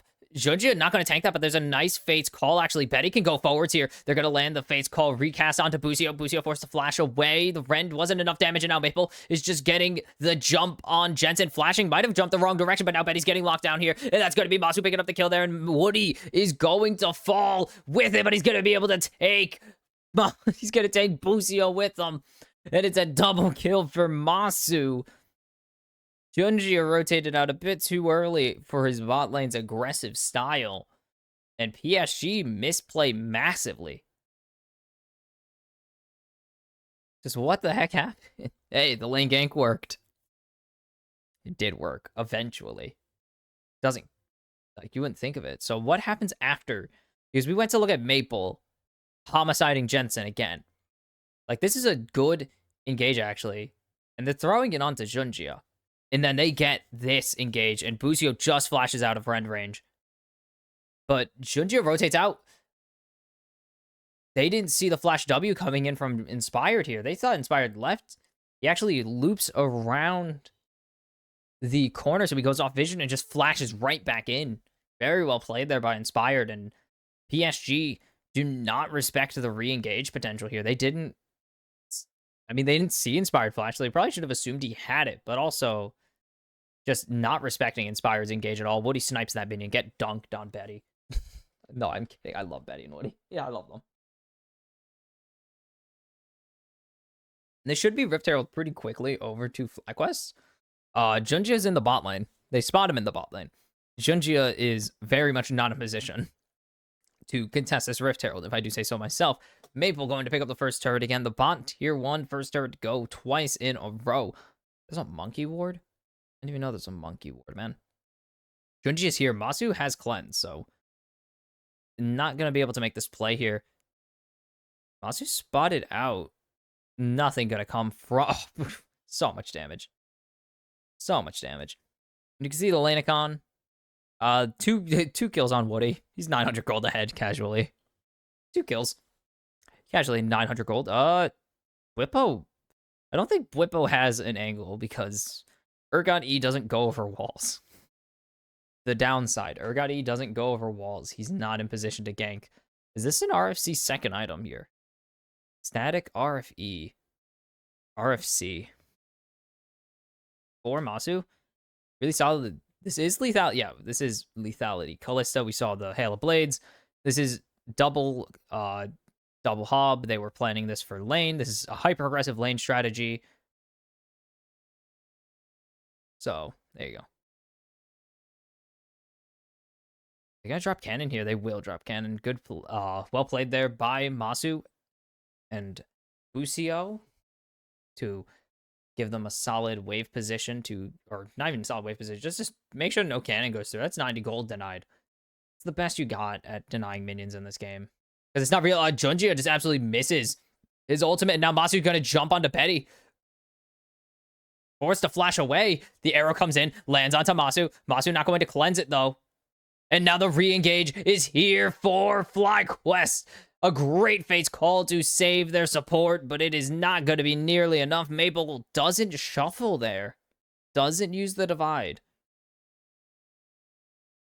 Junjia. I don't know what Junjia doing there. Is Woody going to spot out Jensen?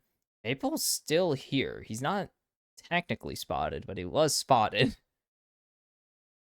They knew he was in the bush. Does that count?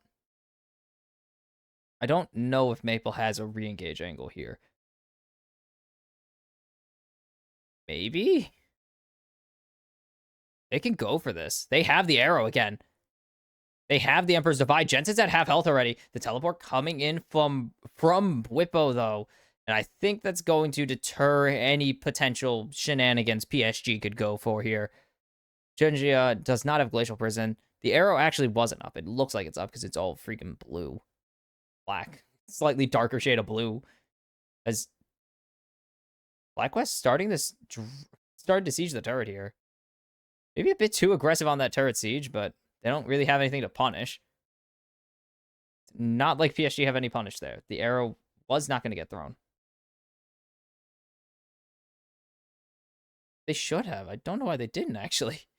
As Maple just going to continue to go forwards here and just trade Masu, and he's not winning.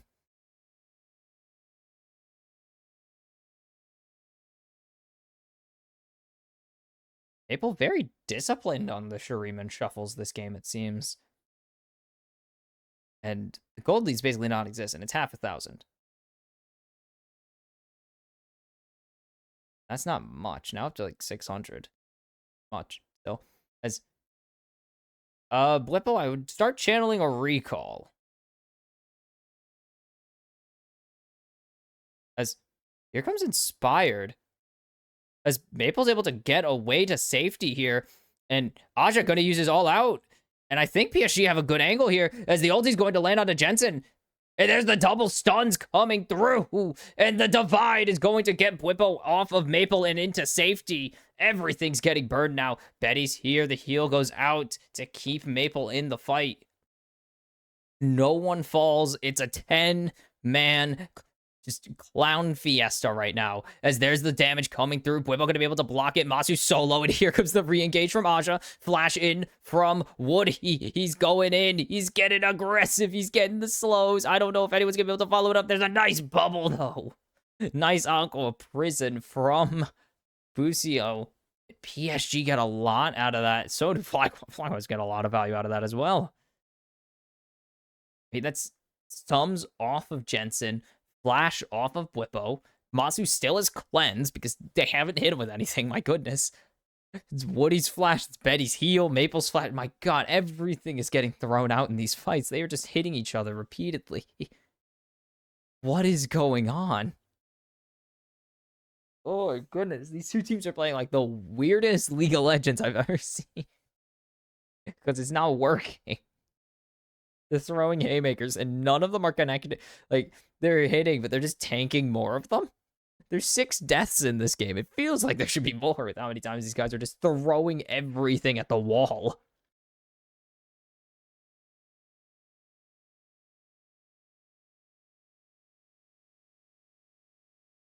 goodness.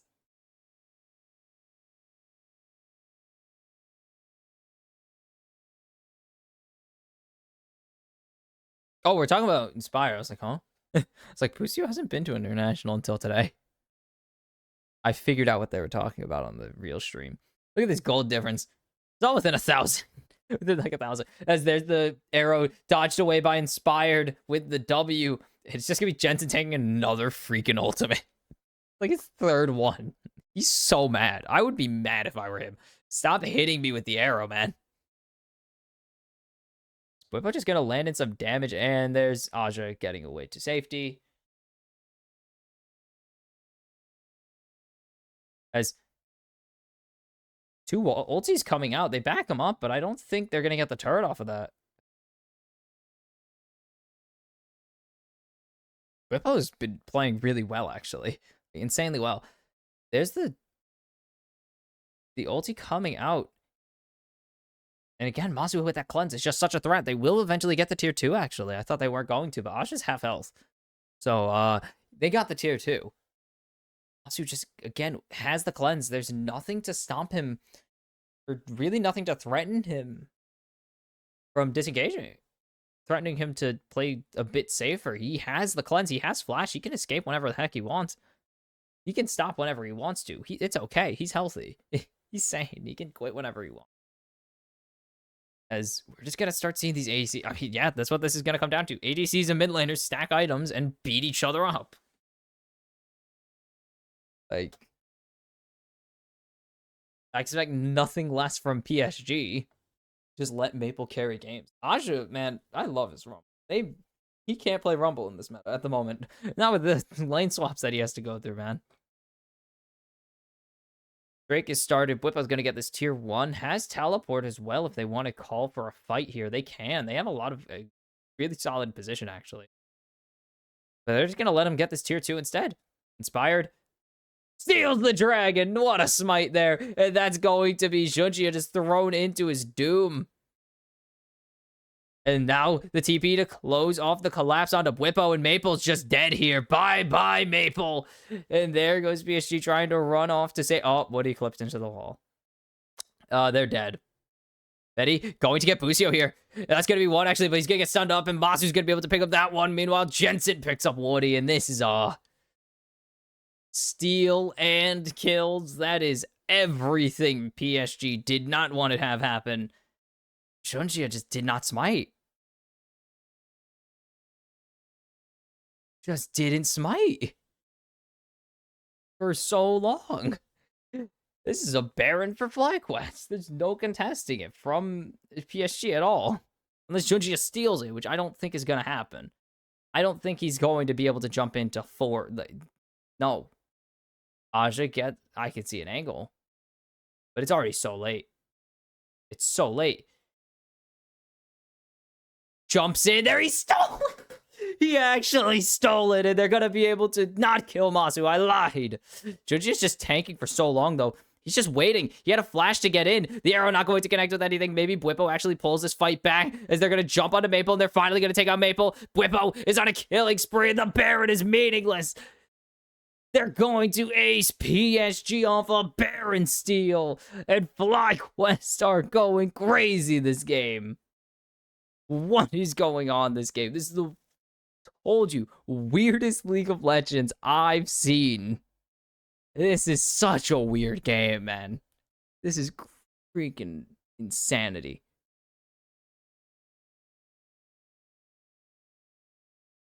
Gets the Baron. They kill off Masu and Jensen as well.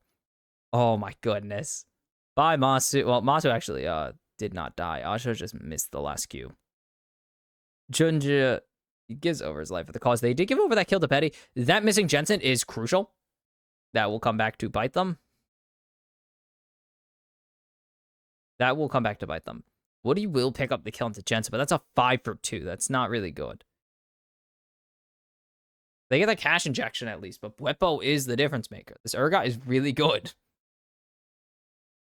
Bwipo's been playing very well this game. That's what matters. 7,000 damage. He's just in the middle of everyone holding down the W, press the W key, and he's killing people. As here comes the ulti again. Nature's Grasp from Inspired. Doesn't really do much of anything. Yeah, no, that was a weird one. Gold Diff finally above 1,000, dude. Or finally out of that 1,000 range. We're great. Doing great. Progress. The weirdest freaking game ever. What a series indeed. Just such a weird existence that we are. As they still can't jump onto Masu, man. Masu just hasn't had to cleanse. I don't know if he's chosen to not cleanse either. He's just chosen to not cleanse sometimes. As that's actually Whippo getting the jump there onto Maple. And there's the Shuriman Shuffle kind of coming through as Junja's already down. Whippo's so tanky, though. Jensen is not dying at the moment, but he will finally fall at the hands of Woody, and Whippo is just shredding people to bits. FlyQuest are just running down PSG Talon right now, and it is so free for them because of the man in the top lane. He was wide when he left the LEC, and he's pretty much not changed. Hey, 2 people reference Wide Whippo. Someone remembers. See, someone remembers Wide Whippo.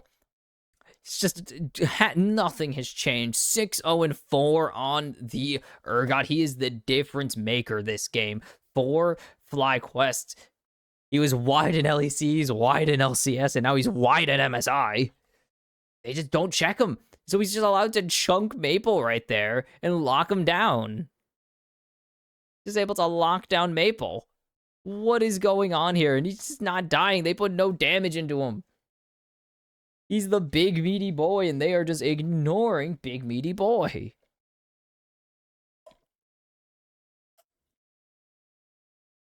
As now, jumping in again with the Nature's Grasp, they have the opportunity to do the things again. Oh, it's blocked by Aja. Cassante. Cassante.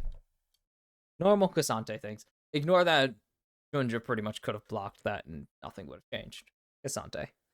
I would be salty about it.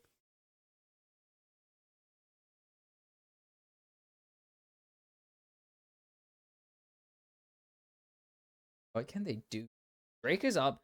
This is soul point for FlyQuest right now. Oh. Inspired. Does get spotted out eventually. The wall going to actually cut off Woody and Betty from the rest of the team. Drake hasn't been started. There's the ulti coming out. It's landing out of Whippo, and it's not doing much of anything.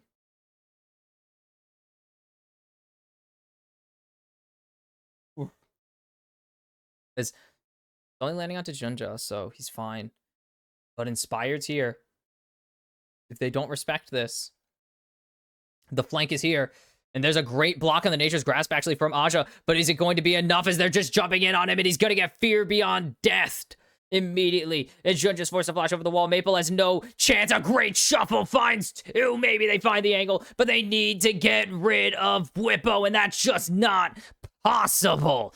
Double kill for the top laner, for the big meat grinder on the Rift. And Junja is just going to be able to get away with his life. Same with Maple. And this is soul over to FlyQuest. They're going to be healing quite a bit. Now, as 9-0-4 on this Urgot, he is a bit of an issue for PSG right now. My goodness. Look at this. He's in there, and Maple just... This is good. So good. Gets it. But Whippo is just eating damage for breakfast, man. He's just eating so much damage. He doesn't give a damn.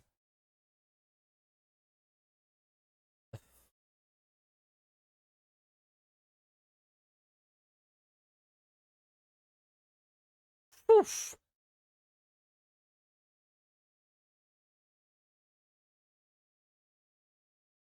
And PSG need to figure out what they're going to do here because they don't have much of anything right now. As Whippo and Jensen are going to be able to just solo this or duo this Baron if they just leave them. They don't need, as long as they keep Junja out of the pit, they don't need to do much of anything. FlyQuest could just sit there and just wait for Bwipo to shred this Baron as they're finally going to actually pull the trigger and jump onto Inspired.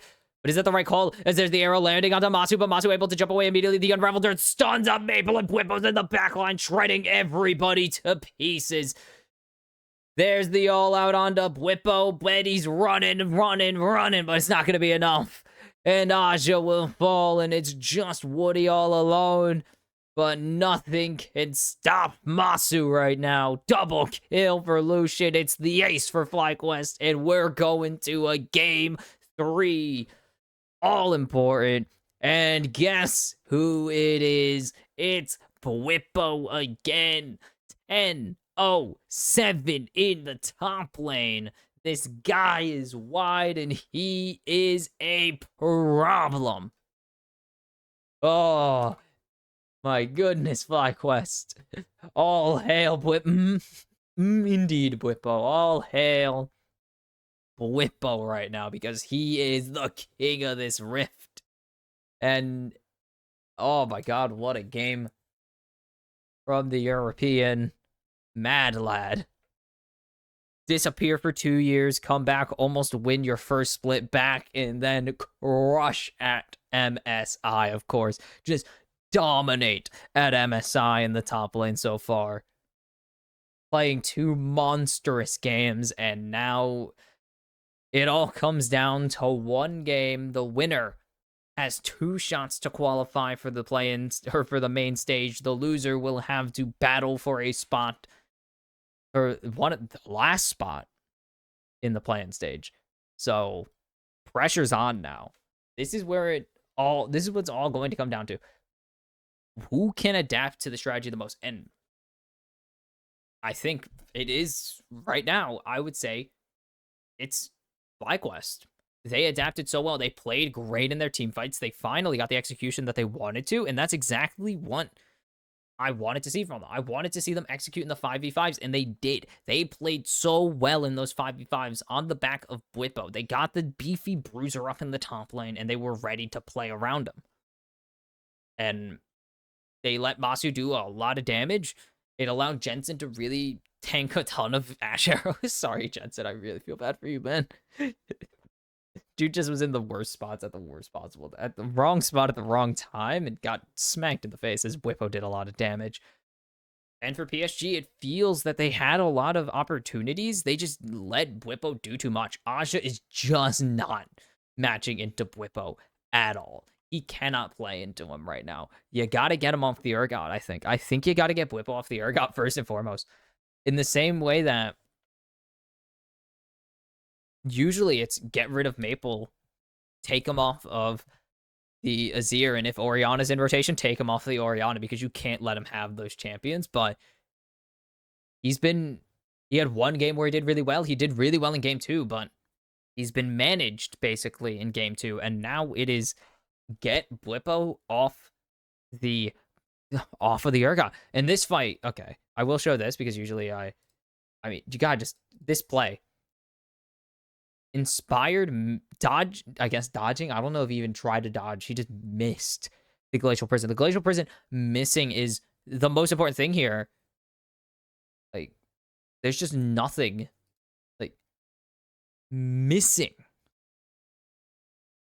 that ultimate. Missing that Glacial Prison cost them the fight immediately, because they were so far out of position now. Because Inspired was able to fire off everything he needed to in that moment, it's just, what the heck are you doing? That is such a bad misplay that you can't afford to have that at the second largest event of the year, the most important event of the year so far. You can't afford to have that when you aren't in the main event yet.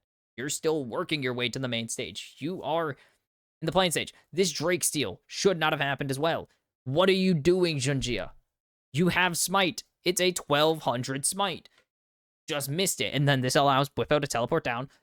4v3, 5v3 now. Maple, yeah, he's dead. Even if he did that, it would be a recast immediately. Woody got misfortunate with his ultimate there, but that's not going to matter.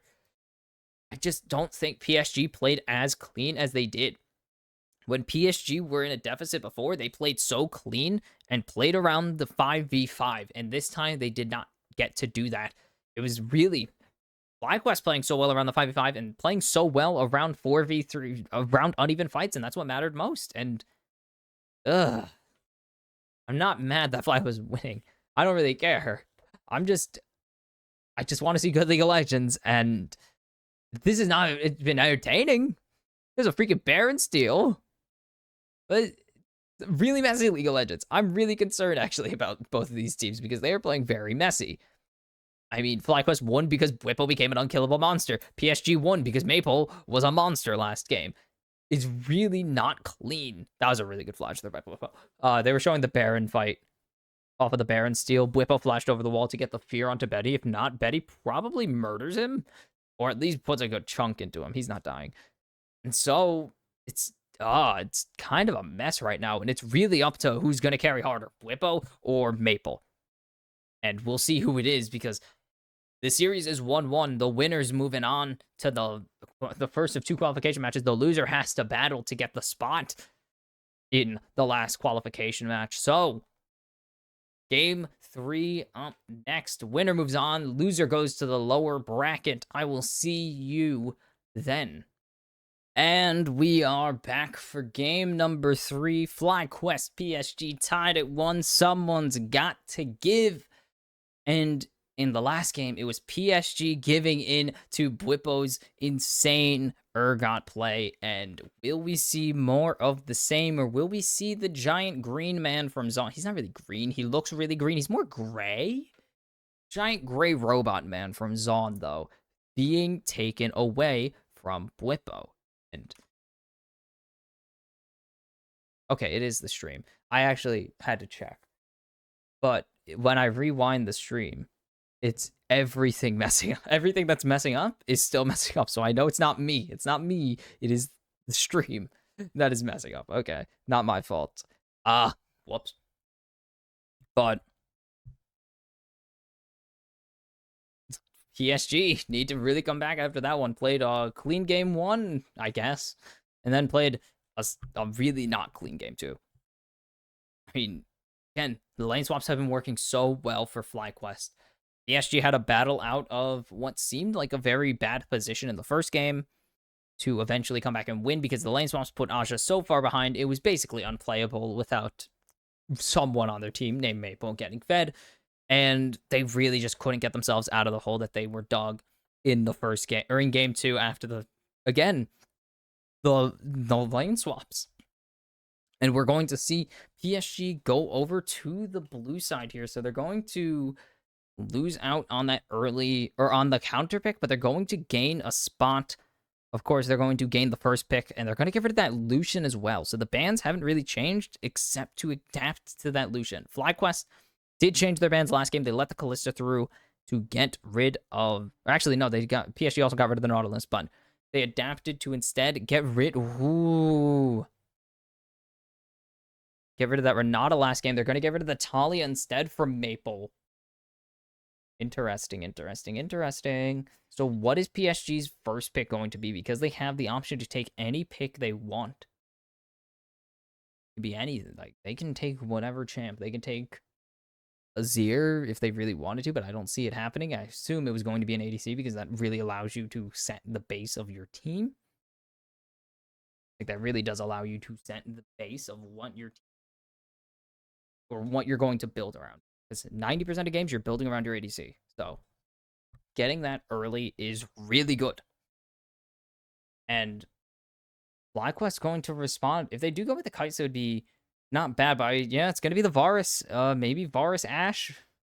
They do have Varus Nautilus available as well if they do want to go for a tankier engage support instead of a more aggressive lane support with some utility.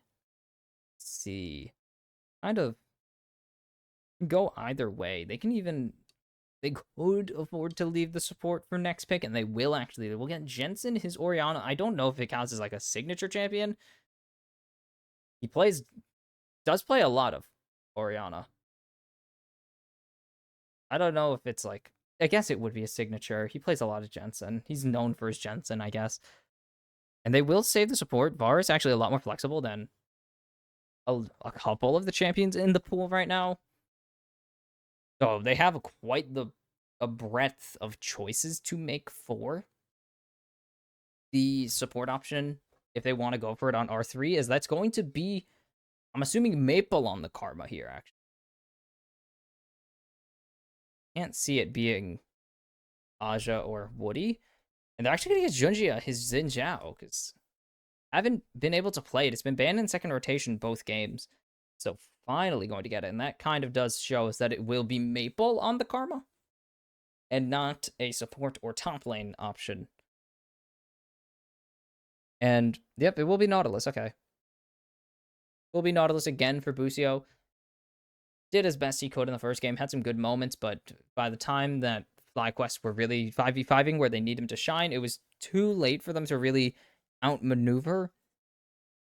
It was really hard to just, without them picking out Maple or Betty, it was just really hard to play the game. Or I guess actually it was more important to pick out Junjia at certain points. It was just really hard for them to play. And they're going to get rid of the Renata. I do think they could have called for the Renata here. But they have a couple options at their disposal, and that will be the Urgot taken away as well. Obviously, a pick that has been very dominant in both games so far, so getting that out of Bwipo's hands is very important for them, and is a big key to winning this series right now. But I want to see what they get rid of in top lane for FlyQuest, if they even fear anything in the top lane, because Rebel went so poorly, but they're going to get rid of it because of the combo potential. Oh my god. Words are so hard. Combo potential here. They can even kind of put it into the bot lane right now if they wanted to play some very off support Rumble. Some iconic patented not Woody Rumble carriers, I know. But still, you get it. And it's gonna be Twisted Fate taken away from Bwipo here, actually. Okay. Interesting. I do remember Bwipo at least whipping out one game of Twisted Fate. And it's just going to be, yeah, jungle trade, whatever. They will have to blind the top lane here, actually, though, as well. Most importantly, is that PSG, in exchange for setting the pace of the draft, blind their jungle, or not blind their jungle, they blind their top lane, but they get the support counter pick, which is what they were looking for, I believe. And Rakan would be very nice. Woody, very comfortable on Rakan. But Aurel would also be something that plenty of PSG, I mean, yeah, Woody very comfortable on it as well. But they're actually going to go for Aj's pick here to swap with Betty, it seems, to make trades a bit easier. Which is not true. I'm joking about that. I say that because it looks like it is. It's not to make trades easier, I promise. It's just because they don't know what they want to take into a support role, or they would want to figure out what they're getting already. You could just stall for time, that's why. You could see double tank here to really allow a bunch of space for Betty and Junja to play in, which would not be a bad idea here.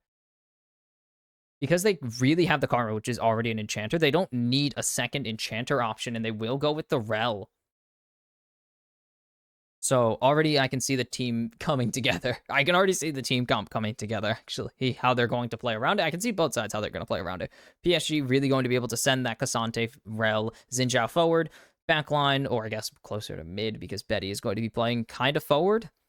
Oh, Bwipo's going with the Olaf, though. I'll finish. Karma and Callista should be playing side by side, as Callista does need some enchanter, and with Junja already on it, or not with Junja, with Maple being on the Karma, doesn't really need something like a Renata.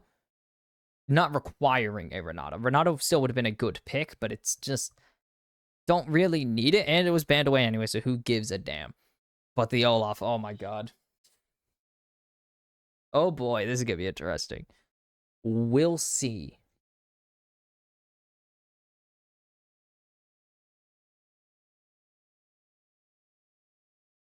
We'll see what they can do with this pick, because it is really reliant on how Bwipo is going to play into this.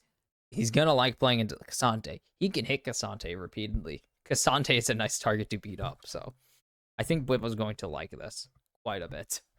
Just a little. Especially, yeah, with how the lanes have been going. Bwipo has been tearing Aja a new one so badly. He's been bullying this guy all series long, and we'll see if that changes As the lanes don't really switch up here, but it's a retread from Aja this time and a change from Bwipo, and this will be interesting again because don't know how they're going to play the top lanes and lane swaps. We'll see if they go for the lane swaps. I think they do still. I think it would be really good for both sides to go for the lane swap still. Very easy top laners to get early harass on with these ADCs and supports. Boom, I wanted to get that one. But really easy to harass with these top laners, of course. We saw a really interesting angle, actually, from them last game, where they sent Bwipo on a journey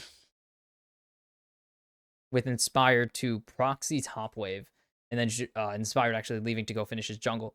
And we saw Junja have Aja basically shadow him the entire first clear, and then try to gank bot lane. It didn't work at all. Anything move. I hit spacebar. I don't want anything to move. I thought I didn't know if I broke something or not.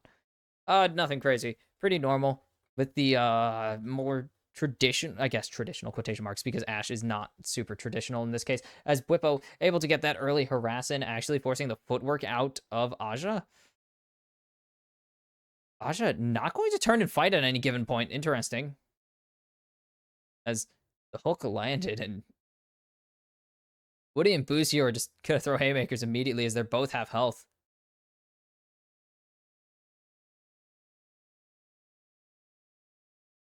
Okay. So very normal. No lane swaps this game, actually.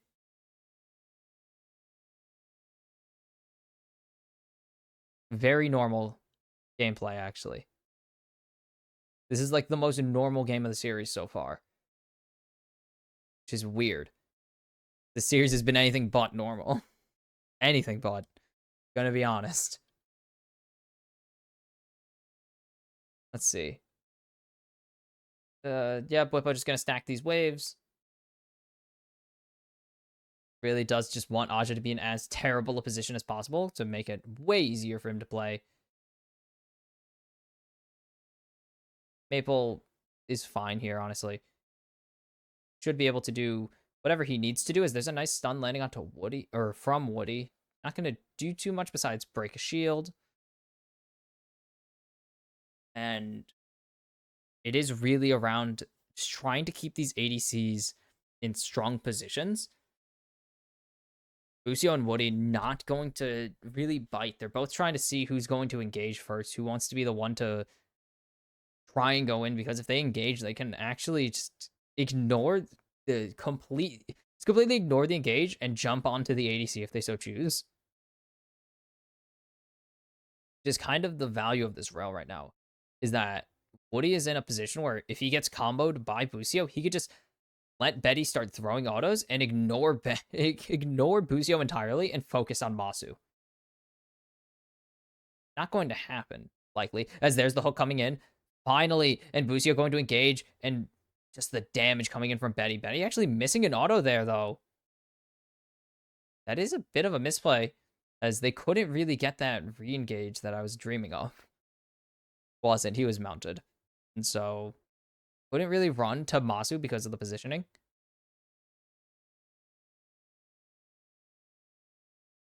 Double Sentinels. Hell yeah. Look at them. As Junja's spotted out here, actually. Junja's dead. Busio hit the wrong part, but Junja's still dead here. There's no doubt about it. First blood over to Masu. Wow. Okay.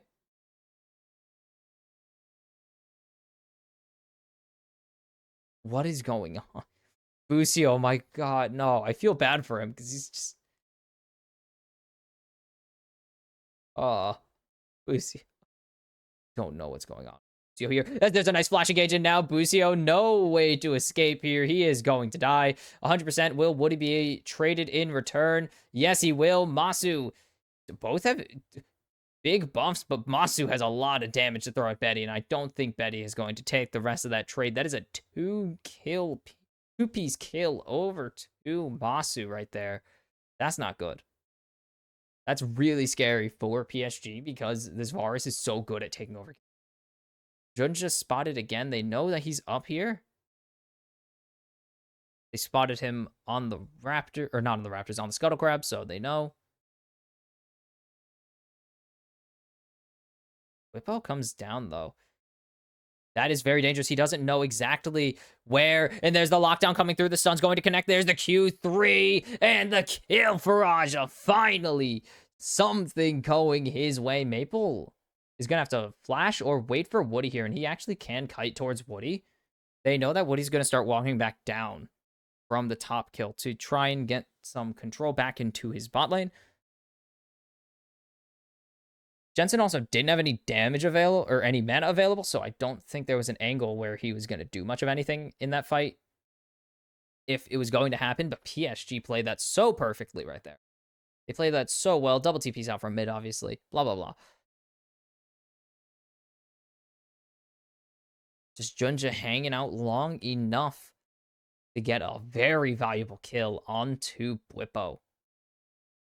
This will be first Drake, as you can see going, or as you can see, the wave state is massively in favor of Masu and Busio. So FlyQuest going to have first rotation in all three of these positions, as they also have Jensen coming down to really, really hammer home the point that Maple is not going to do anything here, and neither will Junja if he so chooses.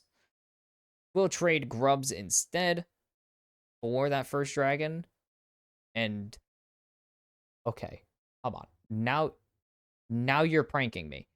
I can't see what's happening. I've been pranked by the production team, by Riot production team. What is going on? Or what was going on there? Whatever. You can see that Betty got chunked hard by that, but Masu and company going to take Masu and Busio going to take their recess off of that. They got the wave crashed in, so they will be able to just back and walk in. Issues. Midlaner's just gonna keep putting these waves back and forth, really.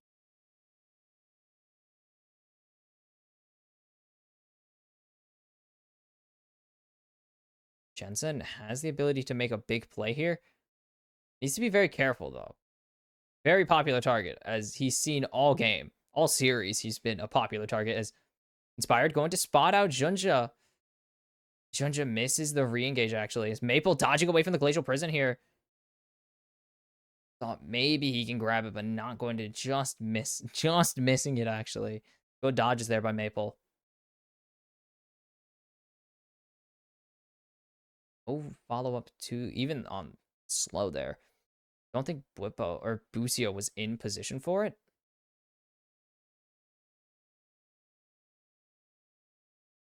And it's just going to be bot lane's farming right now. Fate's Call now up for Betty. Would be really nice for getting Woody just into the action in there, getting violent. It's getting very violent. Hyper aggressive. But now, Armor Boots finished for Masu. He's actually in a really good position where he can afford to take them. Unlike Betty, who pretty much isn't required to, but is really required to because of how Callista works. Does need to take the Berserkers. Cannot really afford to take any other boots unless it's absolutely, like, needed. Unless it's absolutely needed to survive a fight, it is not an option to not take Berserkers because of how well it synergizes with Callista's kit. God, Olaf top lane is so obnoxious. I mean, it burns through his mana bar, but it's very annoying still.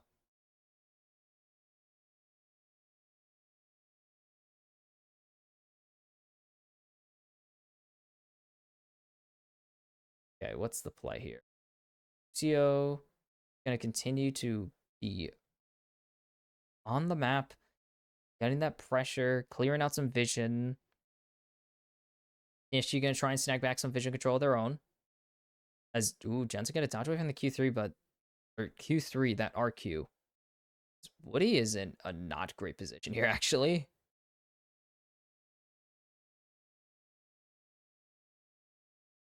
Inspired? I don't know if he's been spotted here. As he's not been spotted. Maple going to get caught out. There's the ulti coming out from Jensen. Maple going to be able to get that heal, though. But he's finally going to fall with the QW coming through. And Junja is just not able to answer that. But Maple just not respecting the potential of Inspired being there. And that is just brutal for him. As that is the catch out. Woody going to buffer the stun there to stop Busio at least from doing too much. But it's not going to do too much. That was the supports fighting. They don't do damage. It's a really uninteresting situation. But this is just over the wall here. The pet goes unspotted if you're in a bush. Just no chance. Maple gets the heal here from the recast, but it's just not enough healing. Jensen has way too much damage at this point for him to be able to survive that. Even with only components, it's too much damage for him to survive with his 0 health. His no health build, because he can't really... They actually did remove some health from mage items, and it was very useful, actually.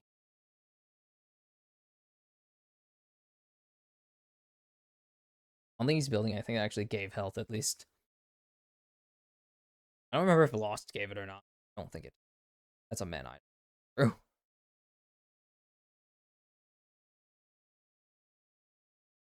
They need to get Betty more gold here, because Masu's going to outpace him by about a dagger per at the moment because of that extra kill. He's going to outvalue him by about a dagger at all times. As there's the hook landing onto Woody. But that's going to be Mazu actually getting jumped on. There's a nice crash down Magnet Storm as that's already Busio gone. Here comes the teleport from Bwipo, and Bwipo's going to be huge already as Masu goes on a killing spree. There's the Fate's Call. There's no mana on this Olaf right now. So I don't think there's going to be much of anything, but there's a nice all-out onto Masu. And I think that's a bit ambitious from Aja as he's going to fall and Masu goes on a rampage. And that's a bit much from Aja there. Probably shouldn't have gone for that as Jensen going to get a lot of damage traded onto him, but no one's going to be able to be killed otherwise. No one else can do anything. PSG only getting one more kill onto Betty there, and he needs all the help he can get as Masu is now fully 1,000 ahead. 500 ahead on those kills, and that is a lot of value going into this Varus and into Betty, to be fair. Yes, a lot of value going into Betty, but most importantly is this is a really good turn, actually, on a fight that did not start super hot for PSG, as it started with them getting caught out and trading 1-for-1. They can't lock down Bwipo, so that's fine. They need to jump onto either Inspired or Masu here way earlier, because this all-out doesn't bring him into the team. I don't know if Aja planned for that, or if that was just a mistake and undershot his positioning by a little bit. I just don't think he meant to bring Aja to his own turret. FlyQuest are very, very strong right now. Very much rich. Woody. Junja going to engage onto Busio. Junja's dead. Nice crescent guard here, forcing the flash out, though, but Inspired going to burn his flash in exchange. And Maple's just going to go for this turret right now. Jensen's coming in on the flank. Jensen's unspotted right now as well, and Maple's dead. As there's the shockwave going down, the tether broken as well, and Maple's gone. There's no chance he survives this. Inspired going to not steal the kill as well. Very good positioning there. Gets a swipe, so he gets an assist, but doesn't snipe the kill. And now Jensen finally getting to be ahead in this series. And it feels so damn good, probably. It's going to be a Herald trade in response, but they're still about 1,000 behind. And PSG are just not making the plays that they need to right now to really give them the value they should be having. Yes, Betty is ahead, but they are doing nothing with this Karma right now. Karma's really just been left in a bad position here. And Masu and Jensen are completely going to be the benefactors. There's no plating, so no reason for Jensen to try and stick around here. We'll just take a reset right now, and that is work for both ADCs finished, at least. You could see the recurve bow is in inventory for for Masu, so that advantage firmly secured at this point. Just really big value.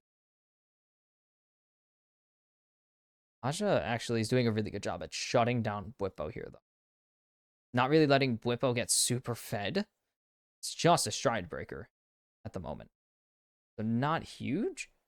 Woody, you should probably leave. To be honest. Woody should probably, yeah. Do a little dip right there, because I don't think there's a reason to hang around. Try and fight Inspired. As Maple's pretty much never going to be ahead here, as Betty is getting a lot of damage from Masu. Great cleanse, but he needs to dodge the piercing arrow, and he will, actually. And so ulti in exchange for cleanse is a winning trade for Masu there. As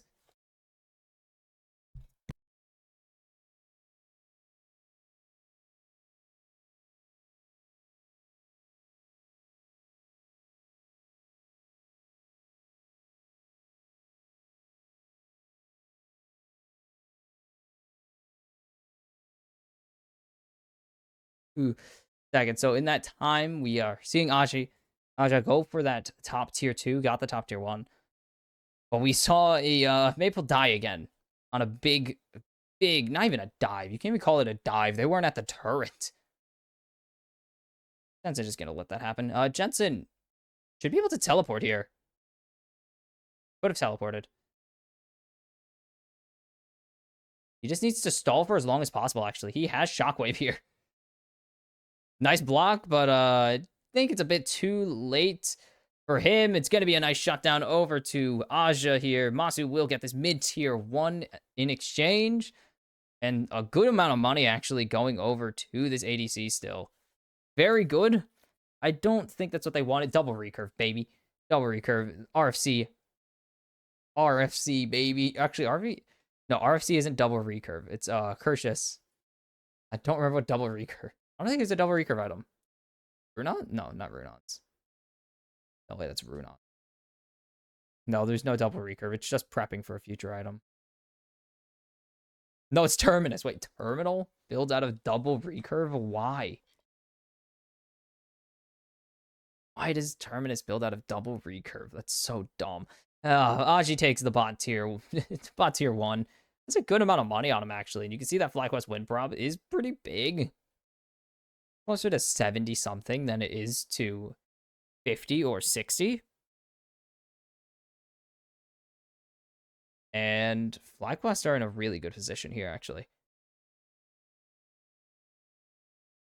Petty double bow. Going for the terminal. Or the terminus. Oh my god, I joke about that item too much. Not good for my league knowledge. Combat gold math, if you're wondering, is items bought or gold currently put into items. It's basically effective gold. It's the equivalent of the effective gold lead. So while PSG are behind about 1,000 gold, the effective gold lead is really only a couple hundred because they haven't had a chance to spend that gold yet.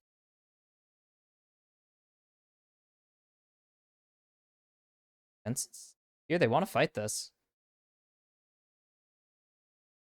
I was just going to continue to go forwards here. I don't know if you want to lock down Bwipo, but Busio is not going to pull the trigger until he really needs to. The hook misses. I don't know if that's an angle they can really afford to take, actually, as Bwipo's going to get chunked down.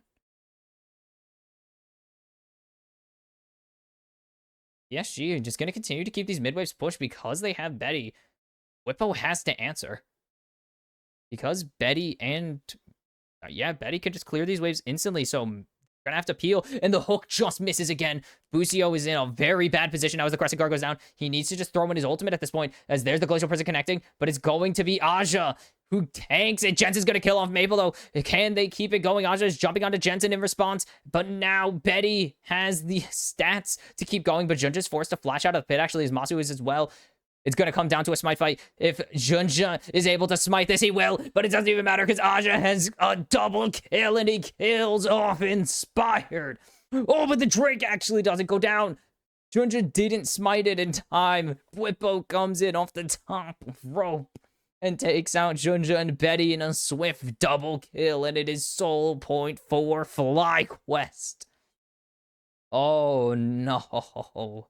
That is not what you wanted to see if you are PSG. A fight that was going very well in your favor and then just gets absolutely flipped on its head into the opposite direction. It starts out so well. They actually do lose Maple. That is kind of a key issue here. Is they lose Maple, so they have no supporting. They have only Peel. They have no shielding. Aj is just in the back lines right now, standing around. And Junja, look how low Junja is. He's way too low. He heals off of that kill, but it's just not in smite range. And by the time it gets into smite range, he really doesn't have the time to throw it down. And look at all the damage. This is way more of what we were expecting. Instead of the Bwipo 7,000 damage, the team did like 10 combined damage. And Maple does all the damage. This is a bit more of what we were expecting. Aja came in huge there, but it just wasn't enough at the moment. And now PSG still way in the back. And honestly, Bwipo is very fed, and that's not a good thing. And now Betty gonna get locked down, and there's no chance he survives. Masu picks up that one already. And now PSG are in a terrible position. This is a Baron for FlyQuest, no doubt about it. Unless Junja has some magic in him like he did in the previous game and steals it, there is nothing PSG can do to deny this Baron. They are going to be about 4,000 gold behind now. They will get this turret back to flip it to about 3k.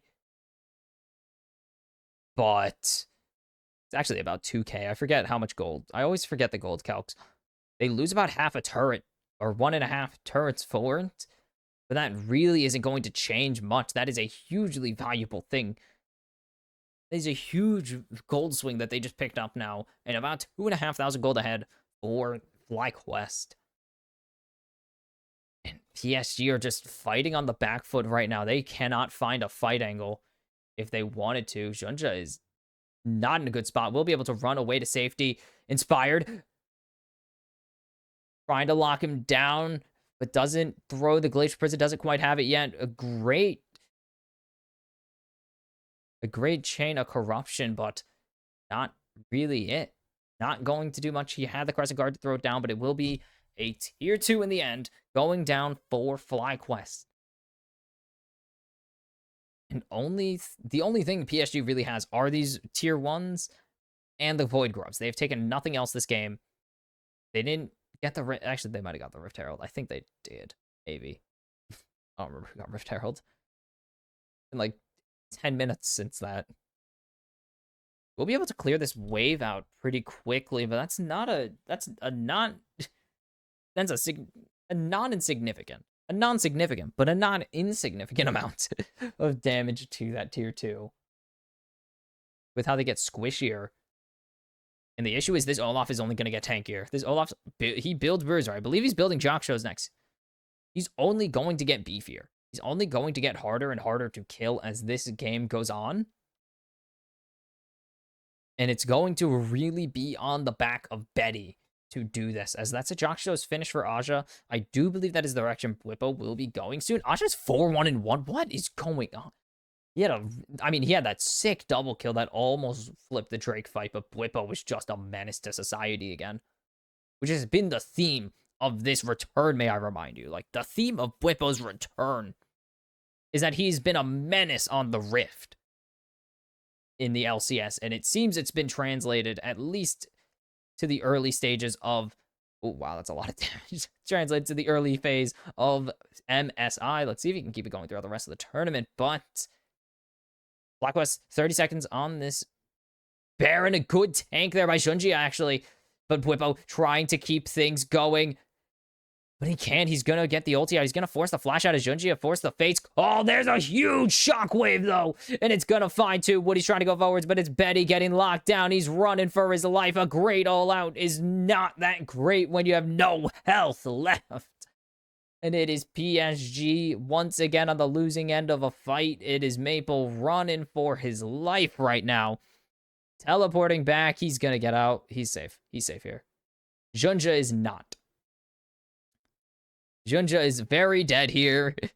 And it will be a 3-4 nothing in favor of FlyQuest. They will get the Drake sold. They're going to get a lot of turret value, actually, because Masu is, look at that attack speed. Rage Blade over the Terminus, and he is shredding that turret to bits. And that's going to be a tier 2 gone in the bot lane as well. Now PSG are in dire straits. Dire wolves. Dire straits money for nothing. I got nothing. And Junja does a good job tanking this, actually. Probably should have crescent guarded. I would say he should have crescent guarded. He just doesn't. I don't think he actually ever crescent guards in this game. Great flash there from Maple, but a great shockwave. An incredible shockwave there from Jensen. Finds Woody, finds Aja, and that is everything that they could have asked for. Besides getting Betty down, but they already forced Betty down. That's sped up, so Maple teleports really fast, obviously, blah, blah, blah. As Inspired, they could hunt here. I don't think throwing the Glacial Person out would get them anything. Anything they can actually do, at least. And there's the Terminus. Yeah, Bridgeblade was the second choice, as this is a Wit's End, actually, coming in for Betty, it seems. Okay. I'm down. I don't think there's enough damage. I don't think Maple with Karma was the play here. I think Karma's really good. And I hate that she's really good. I don't think it was the play, though. I think they really should have went for... I mean, they could have went for the Azir again, honestly. Would have been nice. Though, with Whippo, actually, it would have been really nice, because big wall that blocks Olaf. Except you have to get the wall right, because it doesn't push him. He goes through the wall until it's set. Does that make sense? Yeah, sure. Anyways, everyone on FlyQuest is insanely strong right now. 4, 1, and 6 for Jensen. He has 3 items right now. He has the Bloomin'. And Woody should be able to survive this, actually. Woody will survive this. He has the jump over the wall. Yeah. Inspired, pretty much just doing that to delay Woody and to pressure him into using something. Doesn't get anything because Woody is... It's a Sedge, man. Sedge isn't hitting very hard. Let's be real for 2 seconds. She's good. Not that good, though. She's not shredding Woody, at least. Not shredding a tank. She can shred a lot of characters. Not a tank, though. Whippo, just big, wide Whippo, man. Wide Whippo walking down the rift. He takes the whole lane. It's unfair, really. Aja didn't stand a chance. What is PSG's angle here, though? Because FlyQuest are just able to lock down whoever they want, and they're going to lock down Woody, and it's going to be a stun in exchange, but now they're jumping onto Junja, and Junja is just going to have to jump over the wall. He's trying to survive. Masu's not doing any damage, but there's a great crash down against Buzio, but Aja is trying to fight for his life right now, and he's not doing much of anything. Masu with the double kill, Whippo, and Jensen going to pick up the others, and Masu's going to get the triple. FlyQuest are going to win this game. Actually, are they going to win off of this? I don't think so. No, they win. They win off of this, right? Yell at the mid. Wait, oh, no, they're not going for it. No, they can't. Junja's up in 18. I thought they had way more time on those death timers. But no. 20 kills. I feel like they should have more. But once they get these Baron minions, I'm pretty sure they can just teleport into the base and end. I don't think there's a... No, they can't end. Really? Wow. I'm impressed, actually. I thought they were going to have way more time there to finish it, but they will actually get the bear. I try to push my glasses on. Usually I have my glasses on when I'm casting. I don't have them on today. But Junja, not really able to do anything on this Xin Zhao. That was a weird ulti, but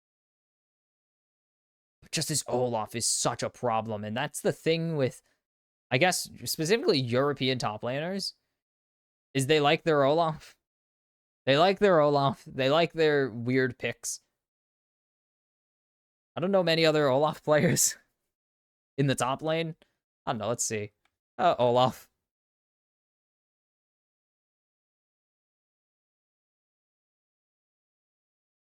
Let's see. How's Olaf doing? It's 20 and 21. Yeah, Adam and Blippo. Sniper and... Okay, Robo. Yeah, not a lot of Koreans, not a lot of anyone. Okay, Robo technically. Robo's in Brazil though. He plays in Brazil, so it doesn't count. All right, so they got Baron. Anyways, back to the game. Baron for a minute 40 here. This is a tough position for PSG, definitely. I don't know how else to put it because they are in such a bad spot right now. And that's going to be the chain landing immediately onto Junja, forcing out the Crescent Guard instantly. And that is a big ultimate down, actually, for FlyQuest. And now they have the ability to just walk forwards. They can end this game right now. Should be able to just end this game. They don't have a wave. Never mind. What happened to the wave? Bet he's not that strong. Woody trying to engage to save his team. Asha's here. Whippo just going to go insane here. Just trying to stall for as long as they can.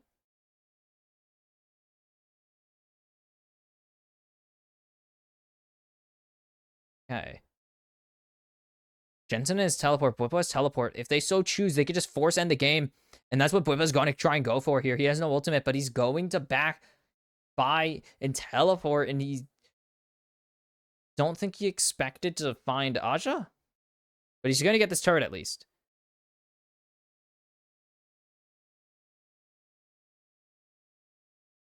They are actually stalling him for so long. He will eventually get it.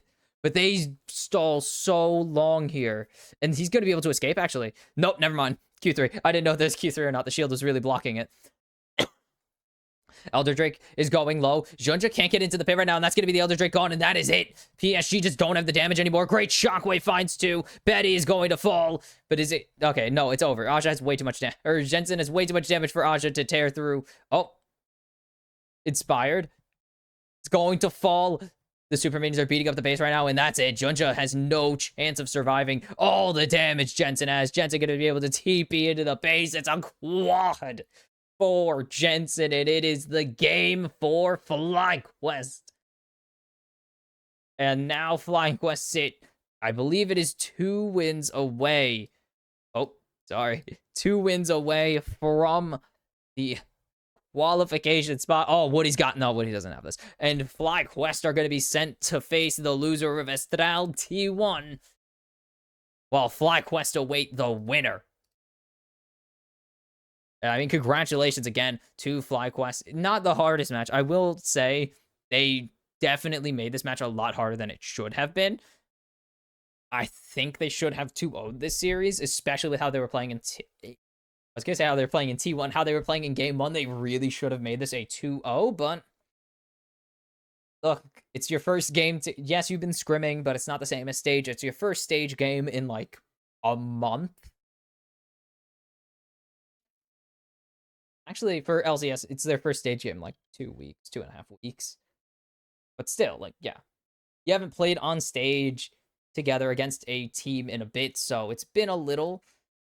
And so we got some ironing out. You've been testing a lot of the stuff out in scrims. 3 patches have dropped. Well, 2 patches that matter have dropped. So you've been waiting a little bit to get your hands on it, see what you could do with it. And then when it goes from scrims to stage, completely different things. G2 Scrim World Champions hasn't won the World Championship, almost won them. But you get the point. Like, Scrim to stage is so different that it really does matter. Getting that experience of even just getting comps that you're thinking of running on stage is just so important to getting that confidence built with them. And I think that's what it was. They were definitely building that confidence throughout, because that Urgot was disgusting in Game 1. Whippo is going to be the man in the top lane for FlyQuest. Like, he's going to be the guy for FlyQuest as far as I'm concerned right now. Oh, yeah, Inspired also, I mean, yes, the rest of the team played great. I feel like I need to clarify whenever I say that, because it seems like I'm saying, because I said earlier it was the Bwipo show, for like, who's going to carry harder, Bwipo or Maple, was going to come down to how the series went. And yes, Bwipo absolutely carried this game, but I don't think it was as much of that this game, especially. They played very well as a unit. Last game was pretty much relying on Bippo's 9-0-4 performance on the Urgot. This one was a big team effort, and this is what we were expecting from FlyQuest coming into this tournament. Hell, we were expecting this coming into LCS finals, but whatever. It happens. But this is the FlyQuest we have seen more and more throughout this season. FlyQuest are lost. Dude, they're getting... It has not been their day when it comes to directions. Went to the wrong side of the stage. Whipple went to the wrong side of the stage. Now they can't find their way backstage again to their green room. Oh, okay. So, congratulations to FlyQuest for getting their first win on the board. The organization's first win at MSI, I believe. I do believe that is correct, actually. Their first win at MSI ever. They haven't made the tournament. They've only made Worlds. So good for them to get the monkey off the back. You're going to be competing against, most likely, given the out. I mean, it's T1 versus Estral.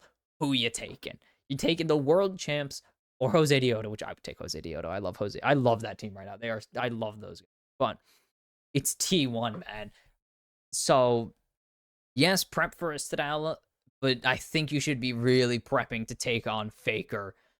Jensen, he's better tweet it out. Like in 2 days when they face Faker, he better tweet it out. Can't wait to clap Faker, because that'd be so funny just to do it, because it was a joke the first time, guys, but it was still funny.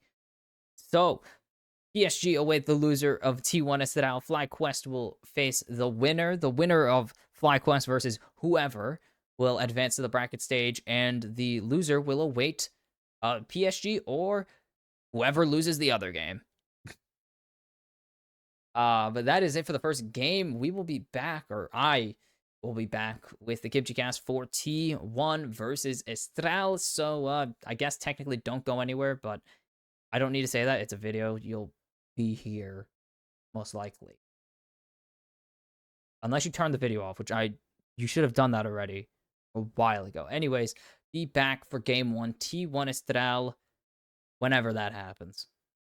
And now it is time for the second best of 3 of the day. T1, the reigning, defending, undisputed champions of the world and the Latin American best, Estral Esports. And I'm your host, Box Kimchi. This is Leo, the tiny gremlin that lives on my microphone stand, and Estral have their work on out for them up against the world champions, the finally world champions. Took them damn long enough, but they got the job done. So who's going to talk trash on them now? Still not LCK champions, the 2 seed, which means, I believe for the first time ever, SKT have to go through the play-in stage of a tournament, which has not, it is insane to think about. But I mean, before they just didn't go to MSI, so the second team is finally here, I guess. And Latin American best, at least. But T1 are really looking, them and Top Esports are pretty ahead of most of the teams here. Like, again, world champions are on both. Actually, I don't think Top has any more world champions on their roster. I think they draw. No, they have Mako. But both sides have world champions. Estral have the all Latin American team, as opposed to what could have been with Rainbow Seven. If Rainbow Seven came, they would have had 2 Koreans. It's really nice to have a team represent your region with all regional players, which is not super common for some of these. Off the top of my head, Brazil, I think China technically has China has a couple Koreans and a couple, depending on how you look at it, not Chinese players. It's complicated. LCS, LEC has, I believe, 1 Korean. But Latin America, their representation is all Latin American, which is kind of the most broad way of putting it. Yes, very, very broad, and kind of saying an entire continent, which is the same case with Europe. It's an entire freaking continent. But that's me rambling long enough. I mean, I love this team. I've been following this team all season, so they're my guys. And I really need to hype them up because I don't think I need to hype up T1. I don't think there's a reason for me to need to hype up the freaking best team in the world. Well, not at the moment, but at one point the best team in the world, and that is Snacker's Draven already taken, and that's going to be Cody on the Ahri instead of the Azir. Cody won this championship with his Azir, but he's going to go to the Ahri. Kalista already locked in for Guma, and what are T1 going to do? This is probably their best chance to play the weird stuff, unless they want to keep it hidden and they go Orthodox. So either way you look at it, it's either the best way T1's going to boost a bunch of random win rates, or it's the best time for T1 to play simple League of Legends so that they can save the surprises, the off-meta picks, the flexes for later on in the tournament when they can get wins off of big teams with them by shaking up the meta.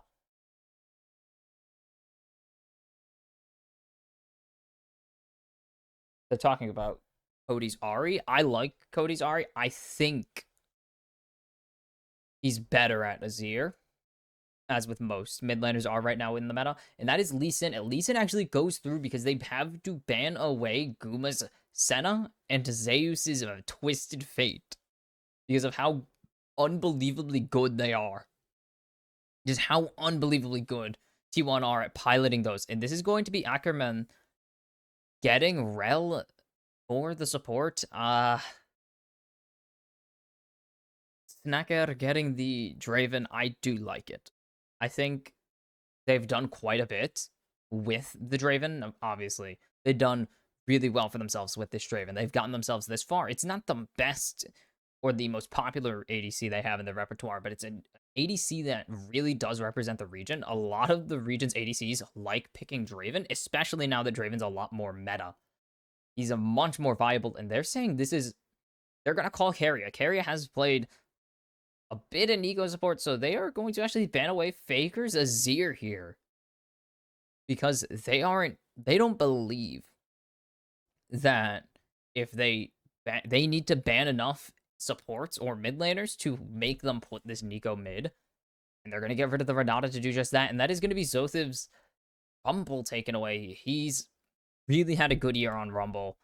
And I do think it is his best champion. If you see the hovers, for those of you who don't watch the LLA, they like hovering a few of their champion. Jose Diodo always hovers the Evelyn. It's his favorite hover.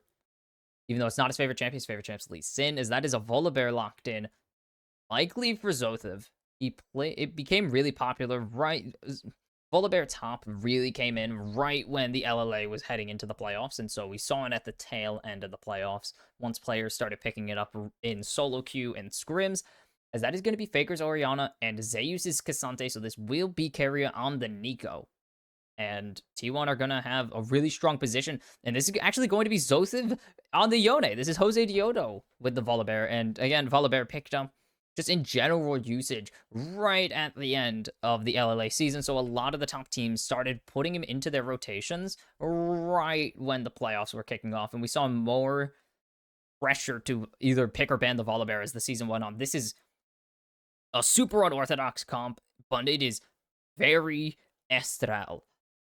And again, they don't really stand much of a chance here. They are a team that is from arguably the weakest region in the world, so they are simply here to show what they can do as a unit, and that just means coming here and playing the best they can, showing they've got something in the tank, and what better way to do that but then by your first ever game on the international stage as an organization, drafting your style. Getting Zothiv a carry top laner, getting Jose Diodo the Volibear, getting Snacker his Draven that he really likes. I think that is really what they are going for here, is they are going for their game. They aren't here to... They will play to the meta, but they want to show off some of their individual picks. Because you're coming in punching against the heavyweights, you're not going to win by playing the meta straight and clean. You gotta throw some You gotta throw some low blows. You gotta throw some surprises into the mix to really be able to have a chance against these top tier competitors. Don't ask why I said it like that. I don't know. But this is really a tough one because there's no real win con for Estral here. I think that is the key issue. And this is a very big thing that we've seen a lot of in Latin America, but definitely in other regions as well. Just a party in the top lane. That is a pretty good sign. I love Asia. Eastern fans are the best. Travel so well. They're so excited to see their players. Like, they are the biggest fans. And I don't know. Well, I do love the swagger that comes with these picks. I don't.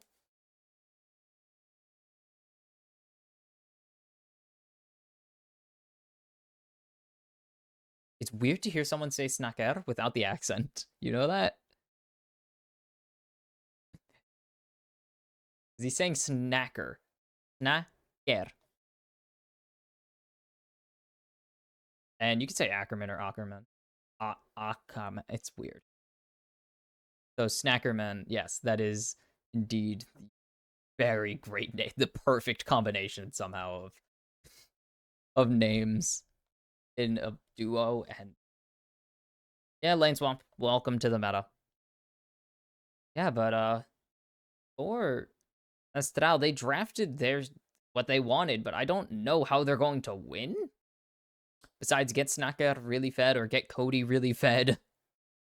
I really don't know. This is definitely not how you win. Zothev, you have no CC.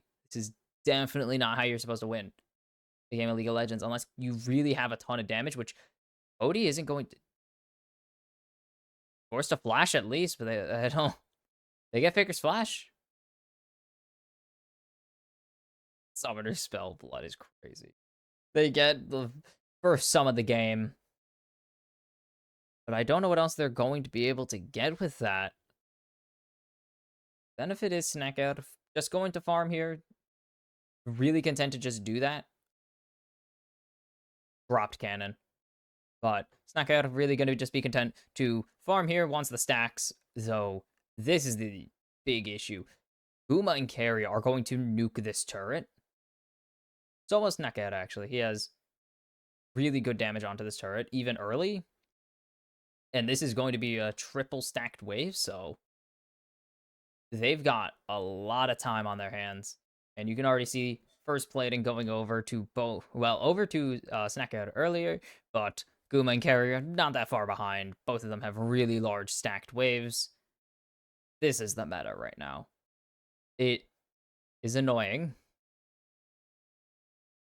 And because Draven does get the attack damage bonus on his what was I think on turret hits, we'll be able to do this. Zayu's just gonna sit here. And now with Carrier coming back down, actually, they have not seen Faker, but now they definitely know it's not Faker. As Carrier needs to be, or not Carrier, Snacker really needs to be careful here. It's calling, that would be detrimental to everything. Zothev gonna teleport back to the top lane. This is the meta, and it's kind of boring. It is pretty, like, oh, such a boring meta, man. Such a boring meta to watch. The players have found a way to get this comp back into the game, or this strat back into the game after they tried to after Riot basically removed the strat from the game. It's insane that they actually did this. Because this is miserable. Nothing is happening. So, Ackerman, actually, in a really bad position. That's going to cost them a lot in this jungle here. That's big Krug and small Krug's going down. And now Owner going to jump in. He's going to get stunned up there by Shattering Strike. But Zothev is holding this wave all alone. But it doesn't really matter because he is stuck under the turret. he's gonna get dove. He's in a miserable position. Ackerman gonna land a nice flash-shattering strike, and now Zothev laying in the damage, but that's a nice double tangle barbs from Carrier. And there's Ackerman falling as they'll follow him with the Sonic Wave is there, and are they gonna dive again? Zothev forced to flash away. Guma's gonna be perfectly fine to land a bit of extra damage. The minion gonna tank the Q, actually.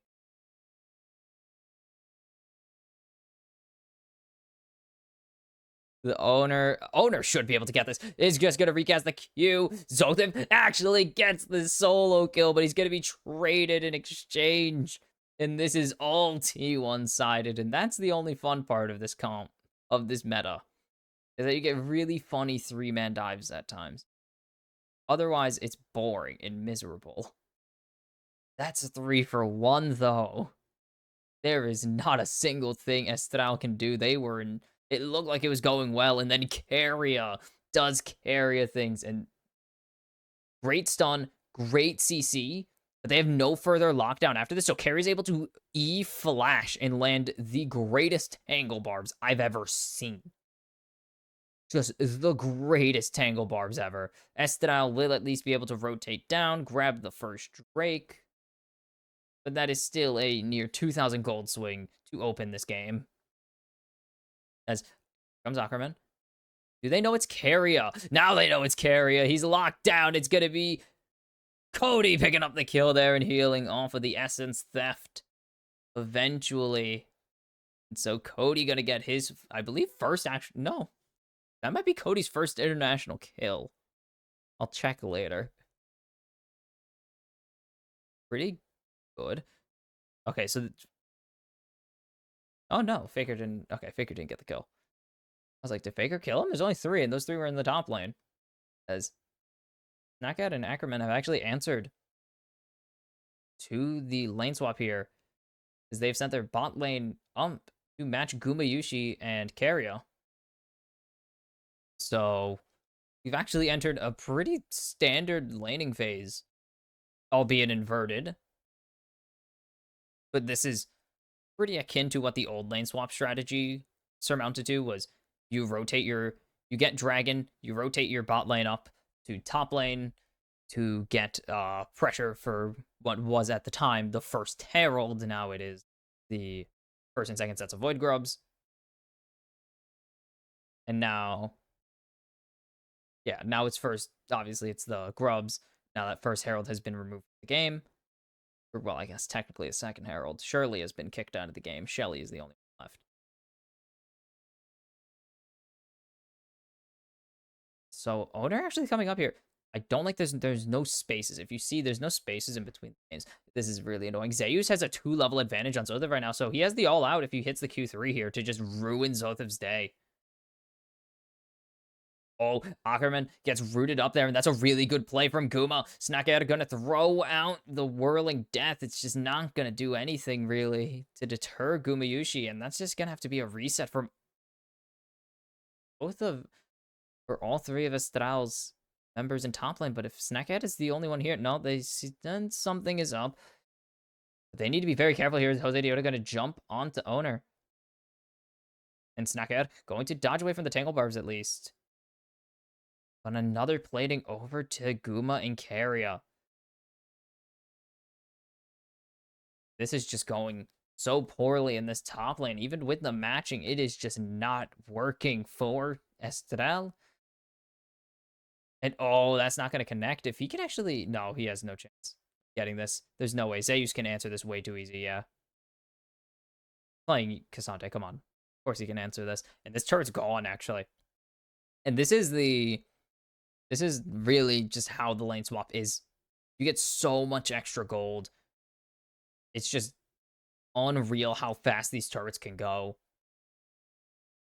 And there's nothing either side can do about it. There's going to be a first turret at 10 minutes almost every single game, pretty much, with the current meta of lane swaps until someone figures out how to counter it.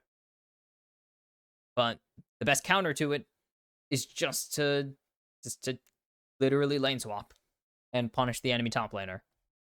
That's the best strategy to counter a lane swap, is to lane swap. Or is to not lane swap and just let it happen. Until we find a team that is willing to get hyper aggressive.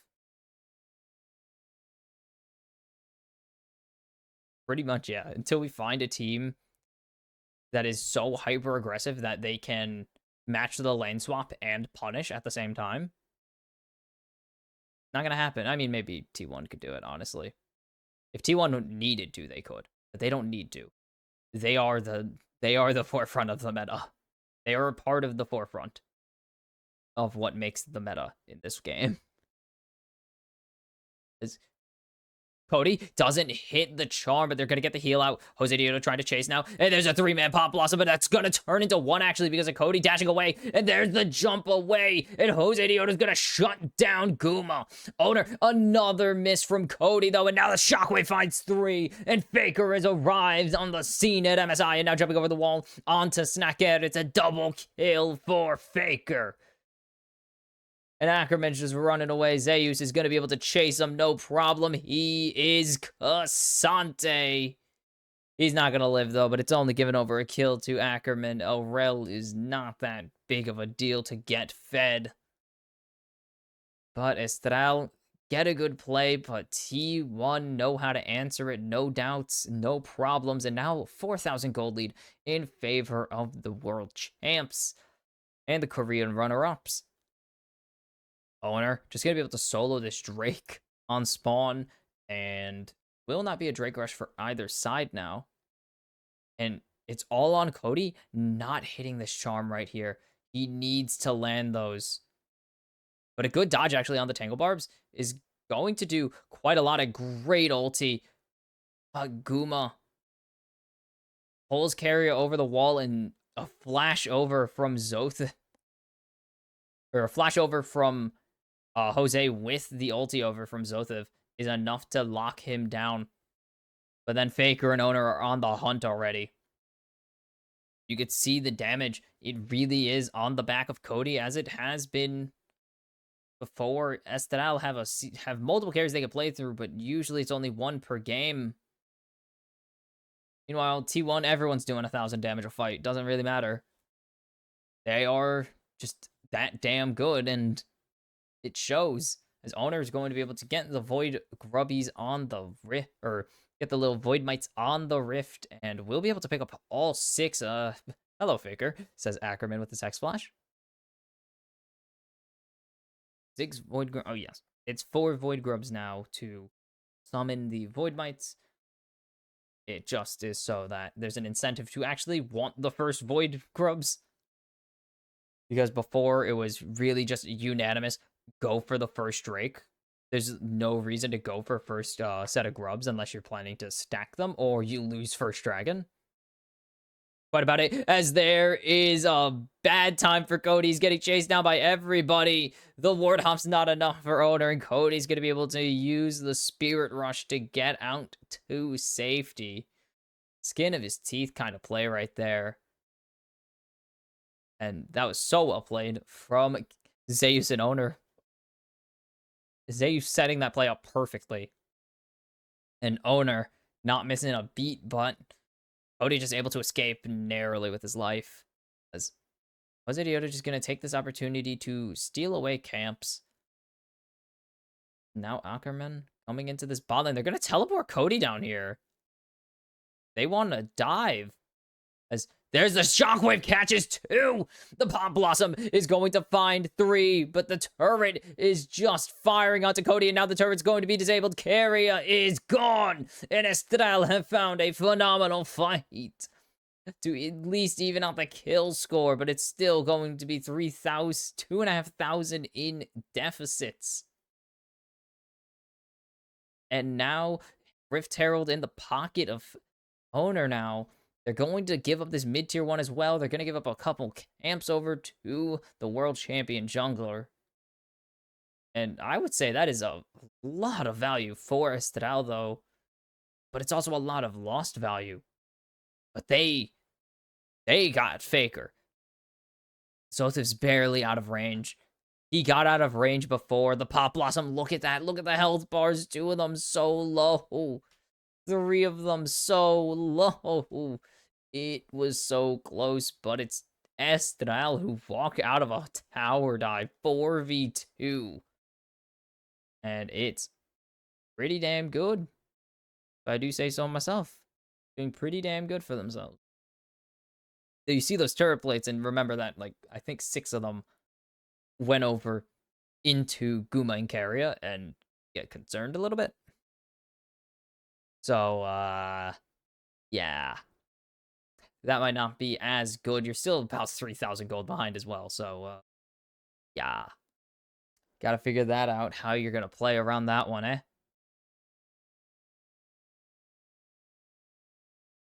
And, yeah, that's the issue with the Draven right now, is not killing anything, and because of that, he really needs to cash out, and if he never gets a cash out, it doesn't matter.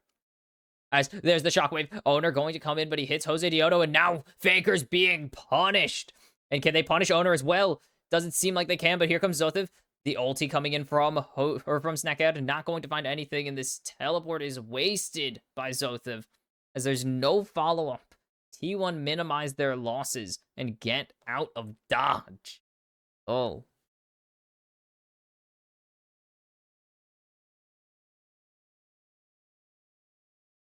Ah.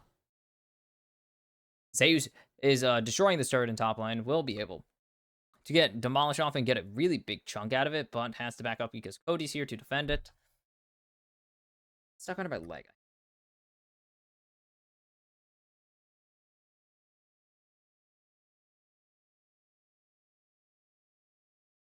There we go. Annoying me. And Guma going to get another full turret to himself. He's already gotten, I think, 2 individual. He got 2 individual turrets, and that one up in top lane that was split as Zothev going to cover his turret, use that soul unbound. Doesn't find much of anything, as Guma's going to tank a singular turret shot if Estral can find an angle here, but they won't be able to find anything as Cody trying to jump in on Carrier. And there's the charm. Perfect timing on the Fate's call, though, to get the support out from Guma. Holy cow. Man, this guy's good. Right as the charm landed, he calls it. This guy's so damn good. Know that? Guy's pretty good at League, and I do believe that was Guma blocking the Whirling Death from Carrier to deny Snacker another opportunity at picking up a gear. And that's just going to continue to be a problem, because as long as Snacker doesn't cash out, they don't really need to care about letting him do much of anything. What the heck is this?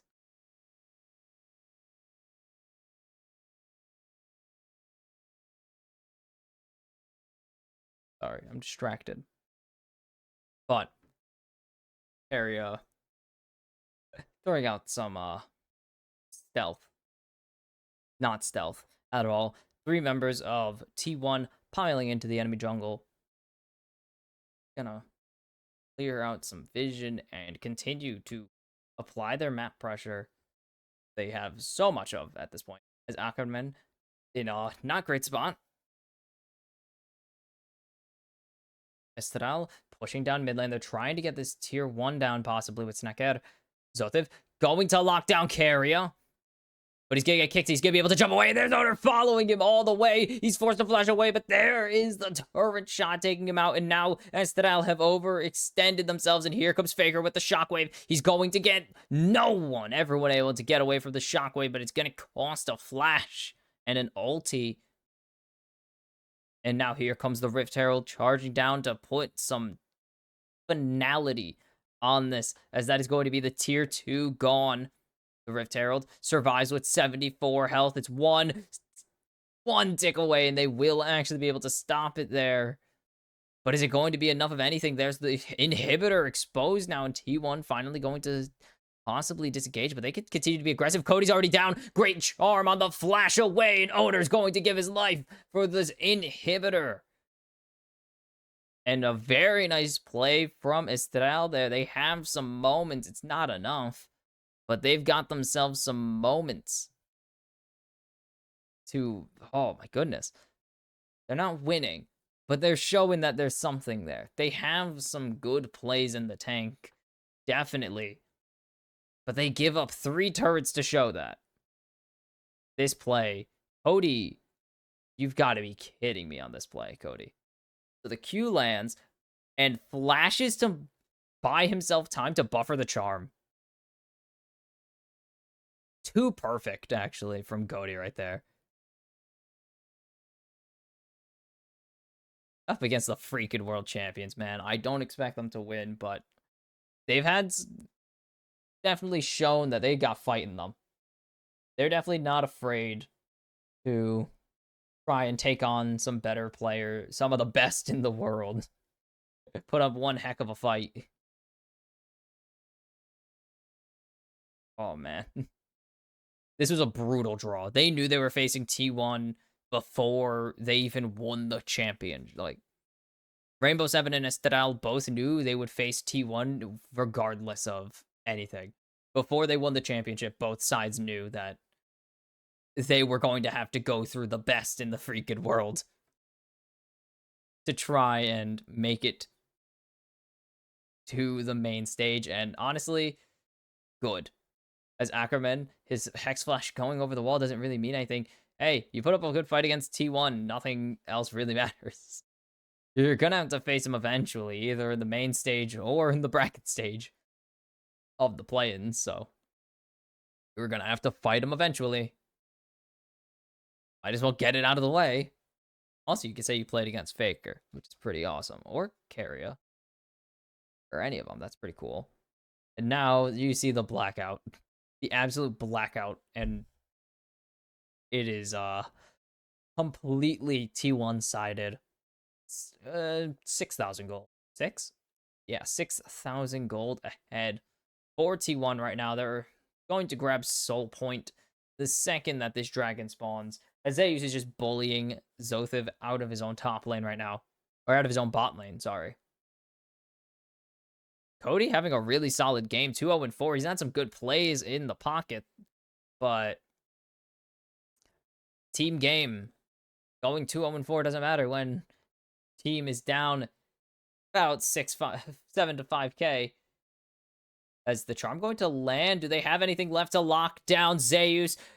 Nope, there's the all-out. They need something left to connect, but there's the shield coming in. A great charm on Faker's flash right there, but there's the shockwave, and Guma is going to kill off Snaket. All that time of stacking means nothing as Guma picks up a double kill, and that might be the nail in the coffin for the Bird Squad in Game 1. T1 are taking over, and they're just going to go for the Baron here.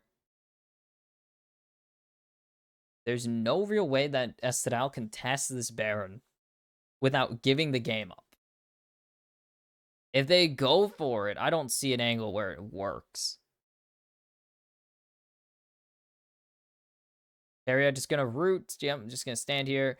Root. He's just waiting for them to go forwards because he can actually bring the rest of T1 in if he so chooses to put that pressure on, because now the Pop Blossom's here. He's going to continue to buffer Jose Diodo, playing smart, holding onto his ultimate.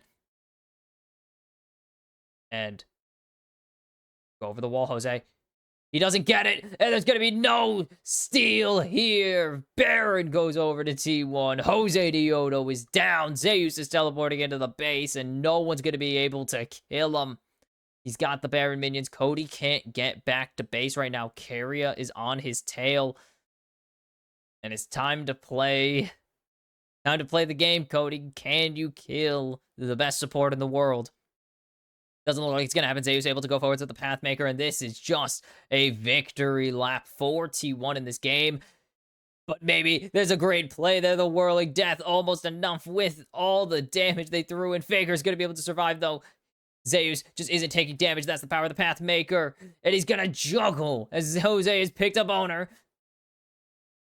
Zeus is finally going to escape, and he's gonna live off a 4-man shockwave. Carry is gonna pick up the kill on Cody. Guma with the Captain Jack there. And I don't think Estral are going to be able to kill off Zeus here. As Guma going in, he will fall. Snacker with a 900 gold kill right there. But will they be able to do much of anything else? We'll see. Zeus continuing to just stand in front of Estral and say, what can you do to stop me? And they're just going to hit the Nexus. Estral going to look for one last fight. The stun not going to connect. The Pop Blossom will kill off Jose Dioto here with some extra help. Zeus uses the Pathmaker to get onto Snacker. He will kill them all. Actually, Faker's going to snipe that kill, and that is game 1 in the books. A pretty much textbook T1 victory against Estral. And now they sit 1 game away from facing FlyQuest in 2 days. Gotta fix my camera. What the heck, man? Frick. Alright, my camera's out of focus. Out of focus. There we go. Yeah, that works. Okay, cool. T1 play their game, and Estral don't really stand a chance. They make some good plays, but it's still T1. So, it's a bit of an unfair matchup. And, I mean, T1 pretty much just used all their pressure on the map to deny Estral any resources, really. It's not much that they could do. Estral had some really good plays, yes. They had several dives and counter dives where they really turned the tide on T1, but you can honestly blame one of them. Okay, you can blame that tower dive on nothing. That tower dive, that was really good, actually, so. Oh, wait, there's a Chinese Tippers. I gotta order that.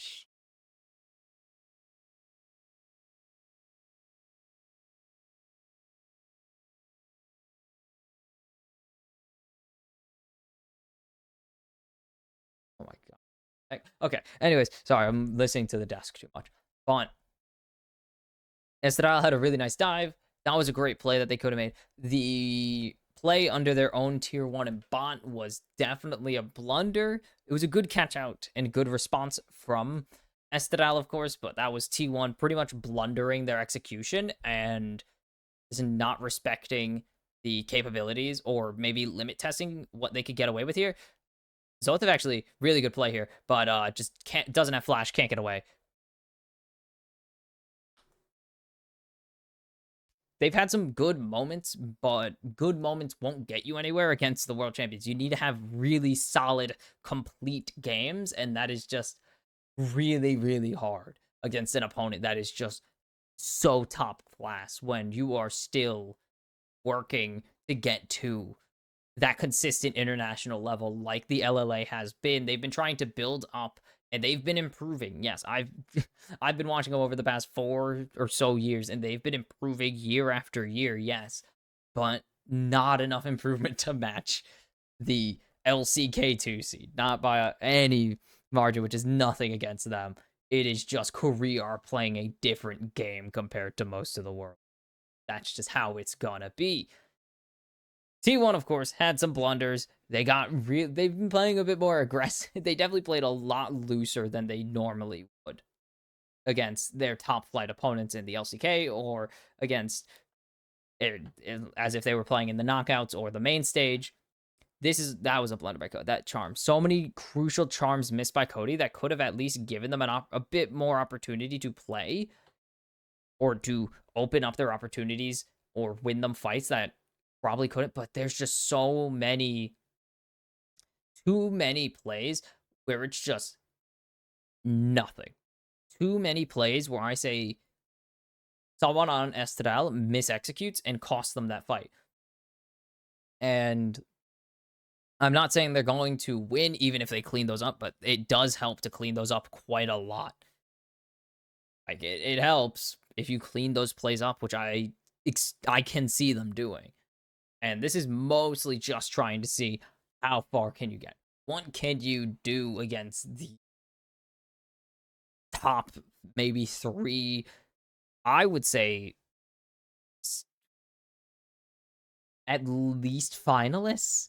Like the bets right now are really leaning towards T1 making a run to the grand final. So what can you do against them and just see what you can get away with. Try some stuff. You're really here to just try and show off what your region could do and why people should be interested more than anything else. And if you get a win off of SKT, that would be hilarious, but it's not going to happen. Maybe it happens. I don't see it happening. No chance. So, T1, one win away from facing FlyQuest, and Estral, one loss away from facing PSG Talon. Will Estral shock the world and win game 2, or will T1 clean the game, or just run the table, finish the job, and advance to 2 wins away from the main stage where they really do belong? I think it is absolutely unfair that that teams like Estral Loud have to face off against the world champions in the play-in stage, a stage designed a pretty much a field of teams designed for them to shine. Like, I do believe that is completely unfair to put teams from not top tier regions against the world champions and say, this is how you get to our level. It's like, wow. I'm not saying it would also be disrespectful to not have that, but I don't think the LCK and LPL need to go through plans, man. Like, they are the literal 2 best regions. They just came off of Worlds appearance. They should be playing against NA2 and EU2, even though it's not that much closer for some of these regions, but you get my point. Anyways, game 2 after that. I'll see you then. We are back for game 2, possibly the last game of day 1 of the MSI 2024 play-ins. And that is, oh shoot. Okay. I didn't even need to cut to the score. It's 1-0 T1 entering game number 2. It can't be 1-0 entering game number 3, as that is Snaker or Ackerman, and likely is Ackerman actually taking the Ashe here, as Zeus going to get the Kalista for Guma, and they're going to just run it back. T1 running it back right now. They got the Orianna, they got the Kalista. Jose Dioto hovering his hover champion. This is pretty much just the champ he always hovers, yes. And that would be out of left field.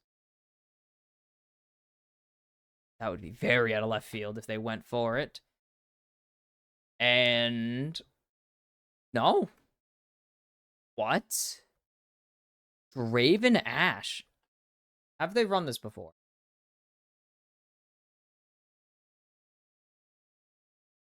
What?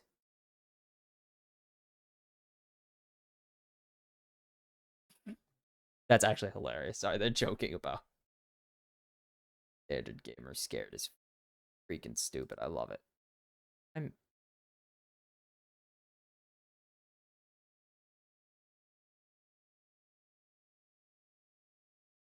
what the heck? What? Jose Dioto going to get his favorite champion, Lee Sin here. I'm just so confused. I'm just very lost. And it's going to be Rumble for Zeus. So Zeus going to get to shine off of a champion that is not Cassante. It's always fun to watch compared to Cassante. I'm concerned about this bot lane already. The Rel Draven was not working. What makes you think that Draven Ashe is going to work is my statement here. Personally, what I am thinking. And I think that this is a bit of a stretch from Estral, honestly, to say the least. It's gonna be Nocturne taken away. Talia and Udyr taken away as well. I actually haven't really banned. They banned the Varus, take the Ashe. What are they doing?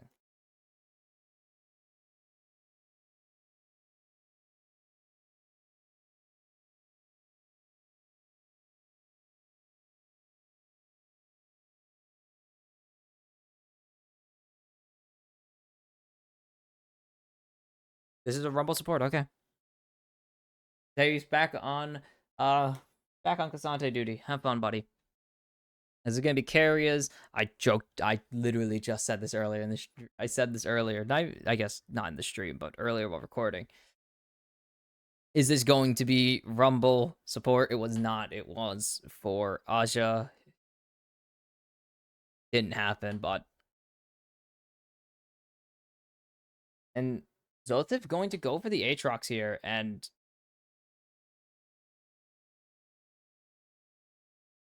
nah, not gonna do it. They're not going to. Ackerman, if you're wondering, always hovers these two champions. This thing going on. And they're gonna go back to Ari for Cody here, so they have the jungle counter pick now secured for owner. So they've already had that, but they wanted to move the Rumble around a little bit, so didn't really need to worry about drafting. I also don't really think it matters too much draft order here against Estral, even though you should take every opponent seriously. I think they can kind of draft however they choose, especially because that was also, if they weren't given a good opportunity into the top lane, they definitely would have sent the Rumble actually top. It will be Viego to round out this draft, and I'm not a huge fan of Estral's comp. Again, I just don't really see what their win con is. This one has a bit more because they got the Lee Sin at least. I don't like the Ash Draven still. I don't think it's very good. I think they need something else. I think they need a more solid support. They really don't have any meat on this team. They could have really used a beefier support instead of Ash that provides that same utility, minus the vision, but provides the utility of CC, and really, I really need to see them with some CC because they only have Ari Charm and Q. They have Ash ulti, Ari Charm, and Aatrox Q, which is not great for any team comp to be built around. They do have the slows on the Frost Arrows, yes, but I don't think that really is justification enough. Rumble has a much stronger version of it on a bit of a longer cooldown and an equalizer that also does damage while slowing. I don't know. Draven does have a really good... Actually, I did lie. Draven has throw, his sideways throw, which is actually really strong. It can be very useful. Don't think it's enough, though. The Korean.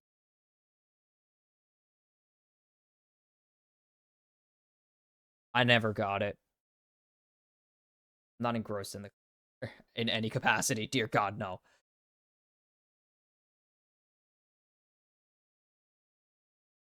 Boom. And Estral goes straight for the play that they usually do, actually.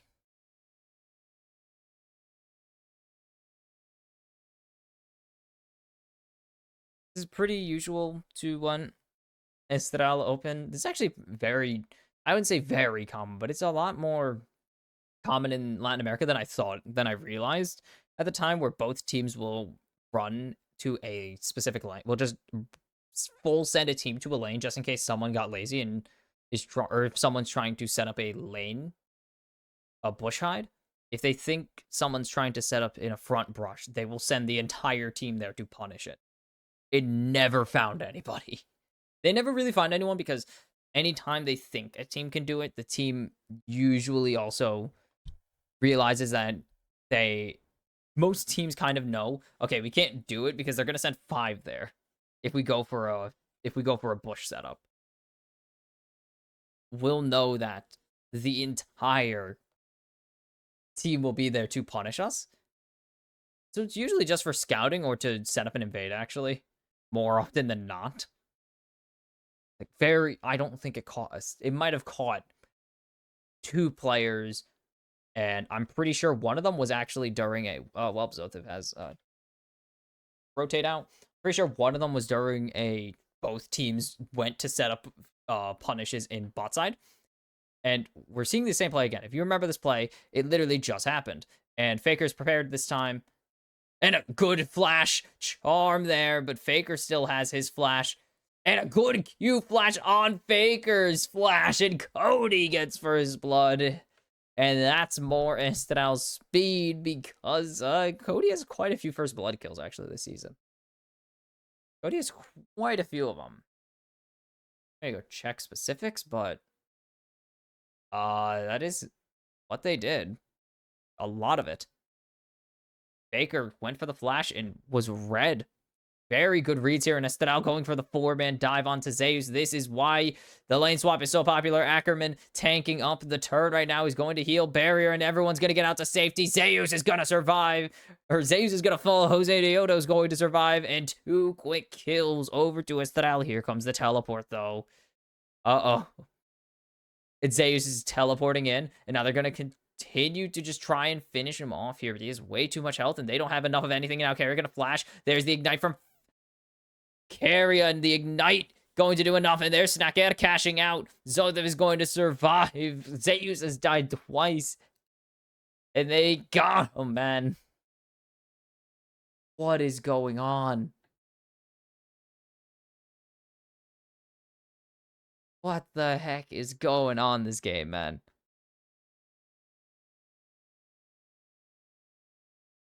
Holy cow. Just.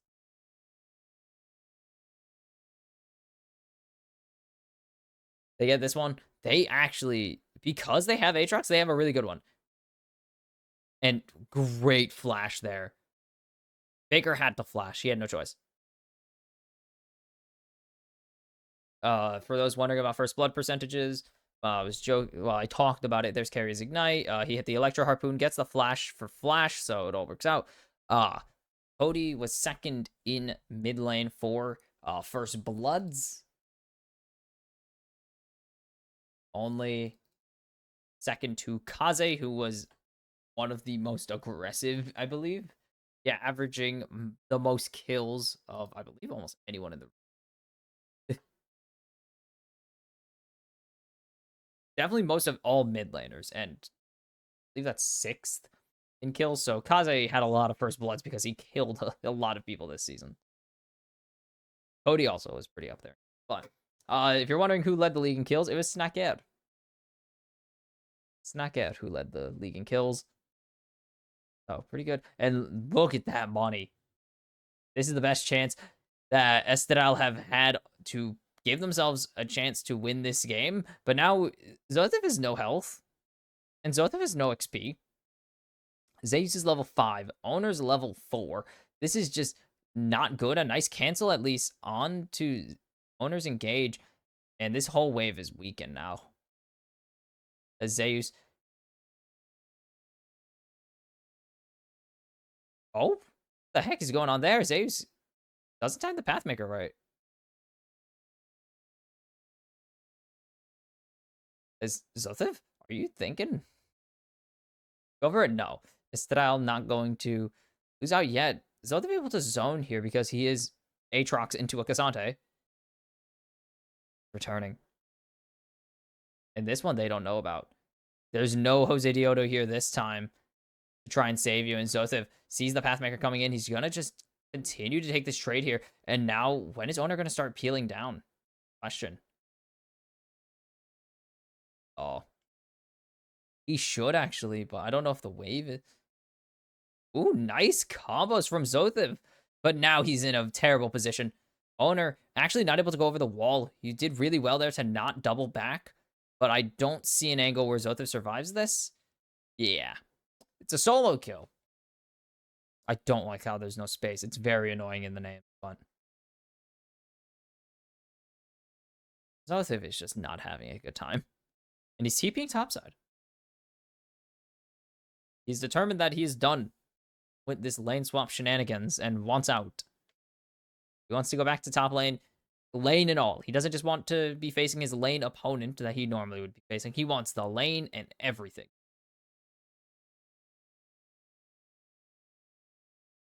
So they've actually really had a shot at winning that until he kind of just overcommitted. And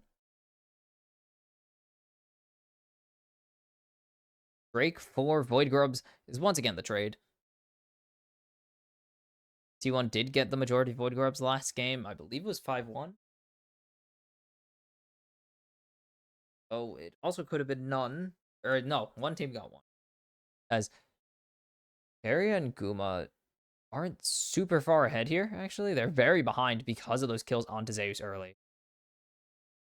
As Ackerman getting jumped on by Carrier right now, and that is the advantage that Carrier has in this lane. Guma, oh man, that's not good. Guma has the ulti here if he wants to actually let Carrier go in. Cody going to land his charm at least. Nothing really going to come out of it. Cody has no mana. He wants to reset. But if Carrier wants to get really aggressive here onto Snackout and or onto Snackout man, they can Fates call him out to safety once Carrier goes in. Jose Dioto's here. He has 6 actually if he wants to try and come in. Jose's not spotted. Now he's definitely spotted. Now he's 100% spotted.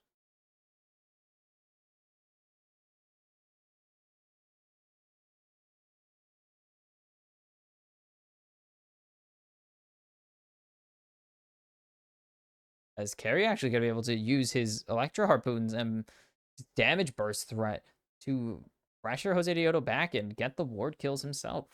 Actually really good. Very well played.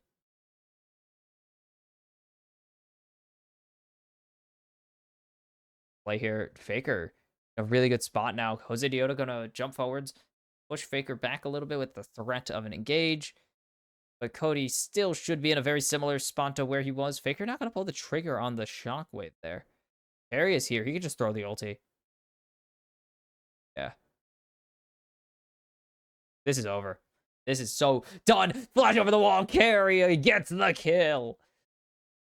He's just so good, man. I love this Rumble support.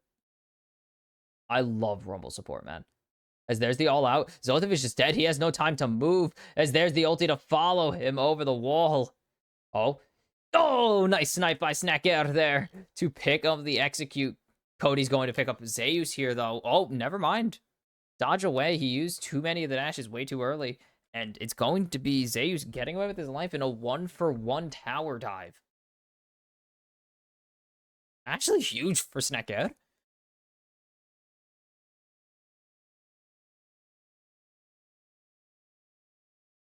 Actually huge.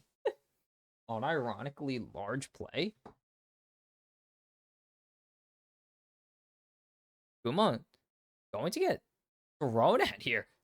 I think Guma loses, or I think Guma wins that, though. As now here comes Carrier onto Snacker.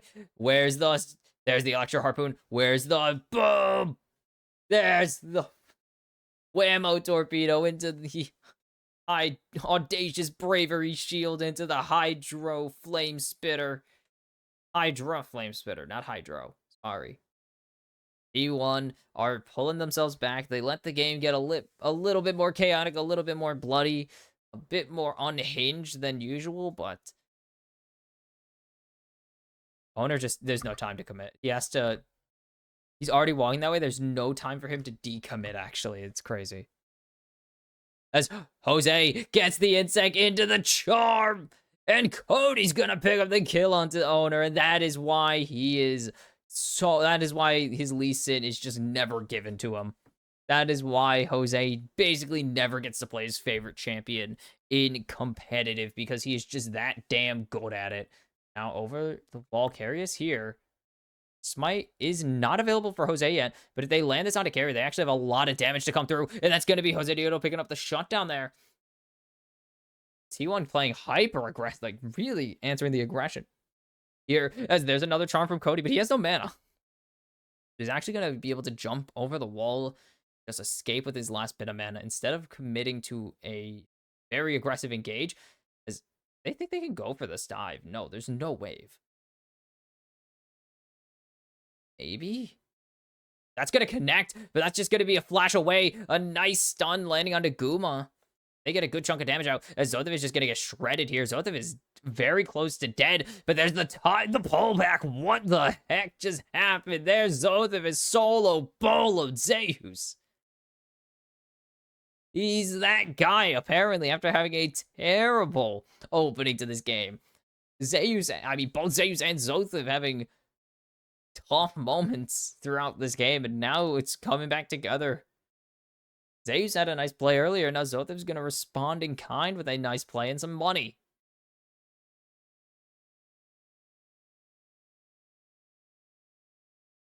I mean, at least they're balling out. Oh my goodness. Violent. As that's going to be a recall canceled for Carrier, which is going to actually get a really big wave advantage now because Snackout and Ackerman are going to be able to push this pretty much for free as Guma and Carrier are slightly desynced.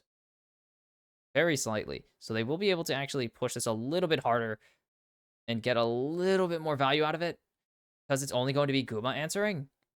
But it's not going to be that much of a value. Actually, it is. Holy cow. The damage over time plus the minions, that is plating going over to Snackout solo. Oh. Zeus is here. There is Zothev staring him down. He's still 2 levels down. He's just pretty much fighting at the turret because he needs to. This only happens because this pull is under turret. And he gets 2 turret shots here.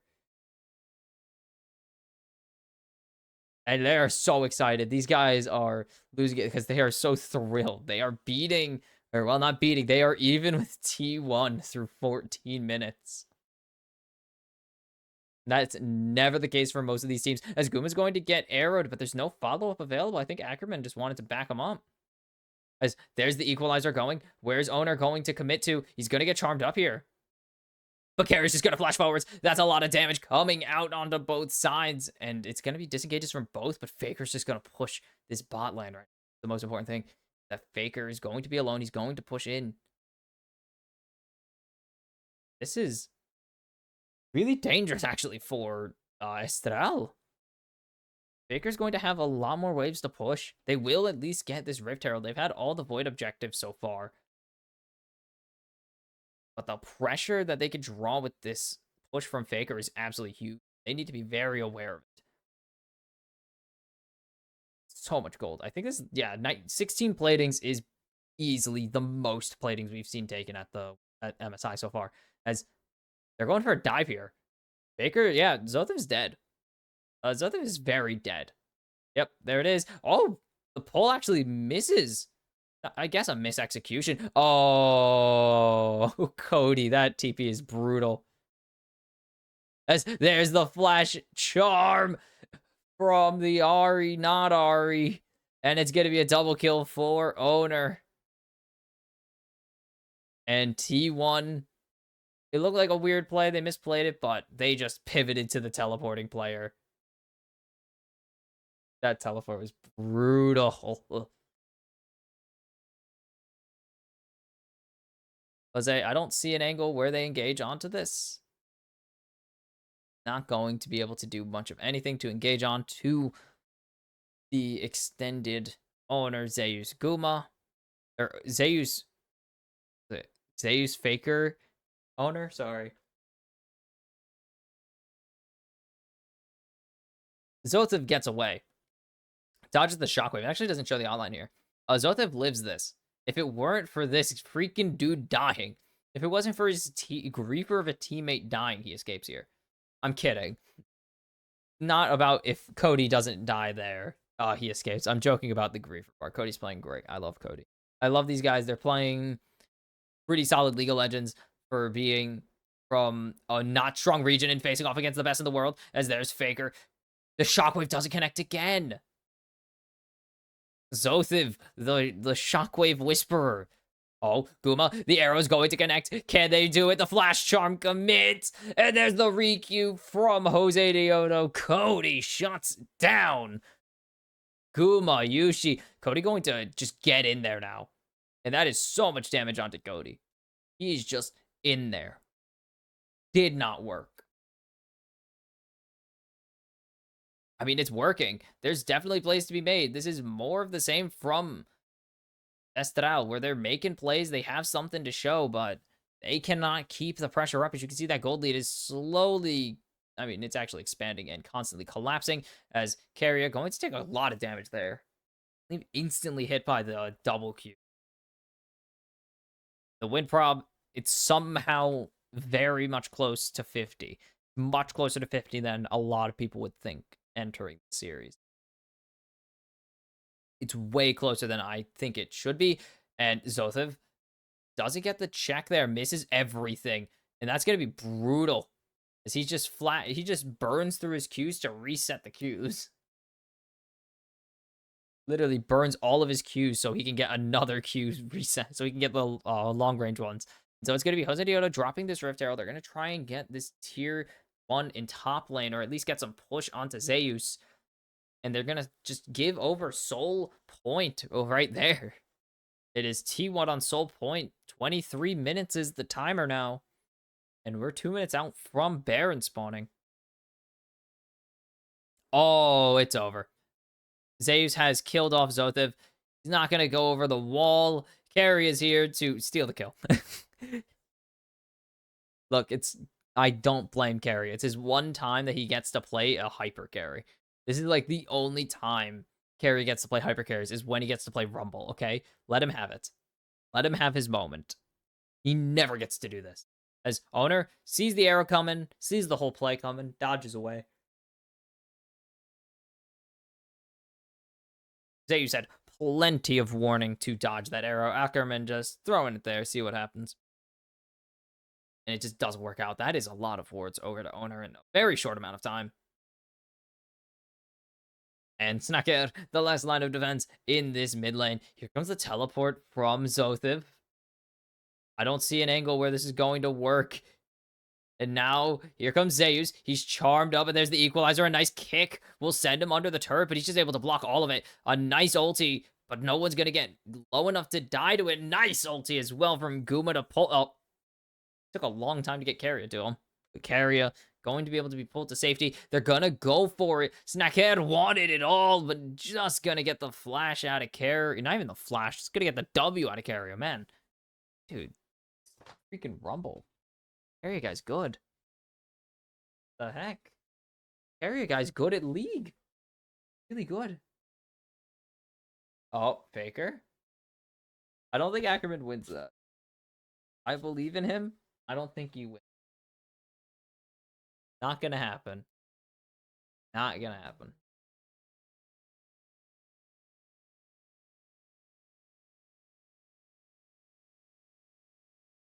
Sorry, I was distracted as Zeus nukes this turret in mid lane. And he's teleport. Oh, Zothev's dead. Owner connects the stun. Zothev continues to... Nope, never mind. Finally gets hit by the shockwave. Get dunked on, Zothev. The true victory was freaking Zothev getting shockwaved, man. The true victory for Faker right there. Ignore the kill. Carrier dodges away from the arrow. Is he going to dodge the charm? He does. Cody doesn't know where he's going to move. He's dodging everything. Dude, this guy has the moves. Not enough of them. Jose Dioto picks up the kill there, and he's on a killing spree at his first MSI. He's been to Worlds as a member of Rainbow 7. He has not been there to MSI ever. And now he's going in on Guma, and he's got it. Rampage. Great insect. It is Owner down. Zeus against 4. He's dragging Ackerman all the way back to tier 1. And that's gonna be a big shut-your-face kill for Zeus. Stifling the momentum there. And Faker's going to kill Zothev. Dude, Faker hates this guy. Faker does not like this guy. This guy is not happy to see Zothev. I see that now. The beef starts now. Bro dodged 2 shockwaves. Faker determined his game is over. Faker himself came down and smited him to the ground. But these sidesteps from Carrier were so juicy. But it just wasn't enough, sadly. 3 members firing into you. Eventually, you are going to fall. And then T1 tried to go for this collapse. Cody, huge charm onto Guma. Jose. And the most beautiful, perfect insect you've ever seen. And then they maybe thought they would get Zay. Yeah, minor problem. He saw it all out. You're going all the way over this wall, and you're a squishy support at 0 health. You are not surviving. Yeah, but that was Really well played from Estral, and they continue to show there's something there. These guys know how to play. But T1 really know how to play. T1 really know how to play League of Legends. They've done it quite a bit, a couple times. They've won a few world championships. As the arrow point blank to stop Faker from pushing forwards there. And that is a huge equalizer. Going to get massive chunks of health off of Ackerman at least. And some meaningful health off of Cody and co. As Cody not going to connect the charm. He can't really see anyone. He's had to blind that one, but that's going to be Spirit Rush out completely. As the flash for flash with Faker. And Faker has determined Zothev will die. Faker still hates this dude. He beefing. Faker is beefing with Zothev right now. He is not having any of his nonsense. Jose Dioto going to throw the emotes. Latin Americans, I've seen a lot of Estral and Rainbow Seven chucking emotes at each other. So, they're just cheeky little guys. They just think it's funny to throw emotes back and forth after making goofs. Oh. Where's Zothev? He's in base. Okay, he based. And now you're half health, and T1 have started the Baron, though. As they've locked down Faker. The insec is there. And Estral almost killed Faker. He's so low, but he's going to be able to shield himself up and get out to safety. Jose Dioto, bit tanky, and he's half health, but there's Cody getting jumped on by Owner, and now the Ahri, not Ahri, is unleashed. Now there's a Draven on the map. And soon enough, there's going to be an Ashe on the map. And there it is. But they don't even need the Ashe, as that's going to be Carrier killing off Zothev, and it's just Jose Dioto. And it would have been a pentakill, but it's thievery again from Carrier. Again, Carrier steals a pentakill from a member of T1, but it doesn't really matter as T1 have more important goals like ending this game, ending this series. They have the minions, they have the damage. It is an Ahri, a Draven, and an Ashe against everyone. There's no chance they stomp them here unless heaven itself opens up for Estral, and that's a lot of damage thrown down already. That's actually one down. That's two. Are they going to be able to turn this? Zothev is down, but Gooba's down. They found three. It's all on Faker, and it won't come to fruition just yet. I think Estral Esports are going to be able to do a thing that very few teams ever get to do. No, they didn't get the ace. So, heaven opened up for Estral. That was a huge... That was actually a massive arrow right there. They think they get Faker. They just need a little bit more damage right there. Faker mashing the 1 key. He's ready to go, and he survives the Q1. Zothev has no damage. He has a Profane Hydra and nothing. And then there's Owner's first kill. Owner goes over the wall. Second kill. Jumps on. Third kill. Carrier steals this one. The heck, man. And now there's no ward hop available. Owner goes in. Huge arrow right there. And a massive, massive E from Snacker to really hammer home the excess damage. All the extra CC that goes into it. Faker's able to run away with his life, but it's not enough. T1 starting the Baron, and the Baron's gone. Whoops. And I think this one's over. They can really just run it down this top lane. Oh, good buffer there. I don't know if Owner meant to do that or not. But that was a really good buffer on the ulti. I think he actually did because he knew the arrow was coming. They had vision. They're trying to just lead these minions into the base because right now all they need to do is get past Estral, and that's not going to be very easy as Cody going to burn his flash E as Zothev is getting shredded in the top line. He was trying to come in on a flank, but he's not going to be able to do it. Owner is just zoning him off. There's the shockwave landing onto Snacker.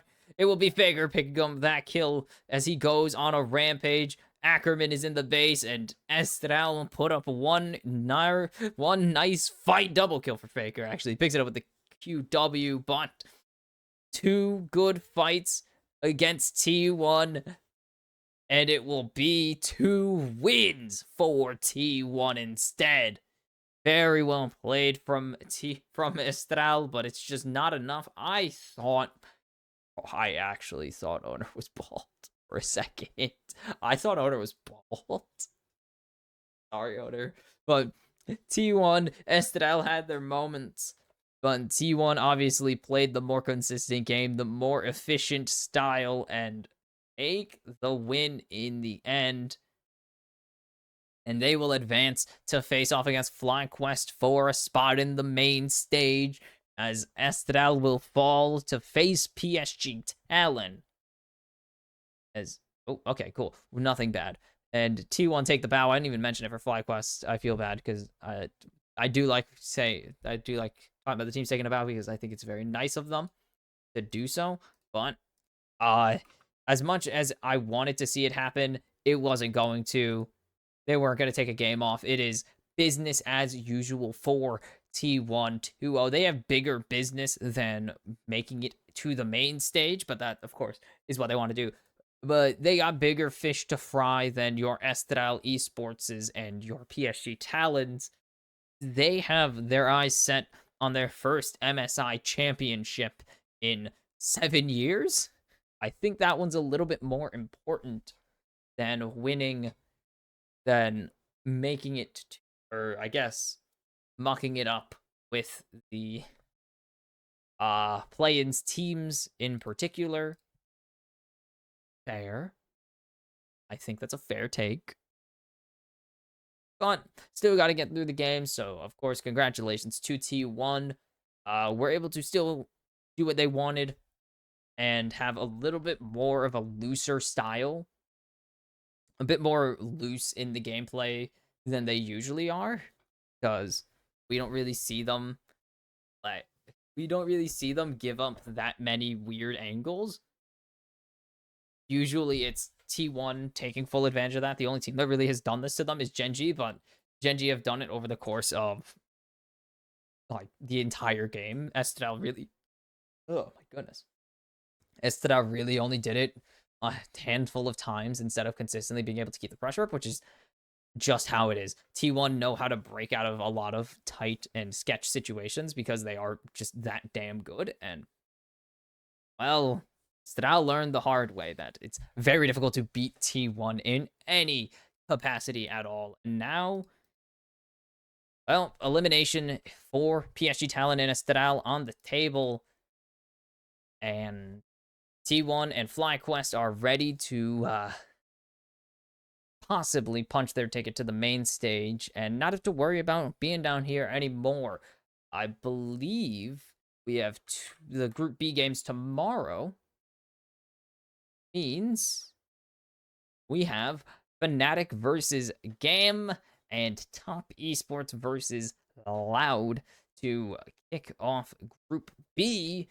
We'll see where those teams are going. Seriously, Top Esports and T1 in the low. Why are they here? Top almost won a world championship. T1 literally won a world championship. Why are they here? You could just have a larger main, whatever.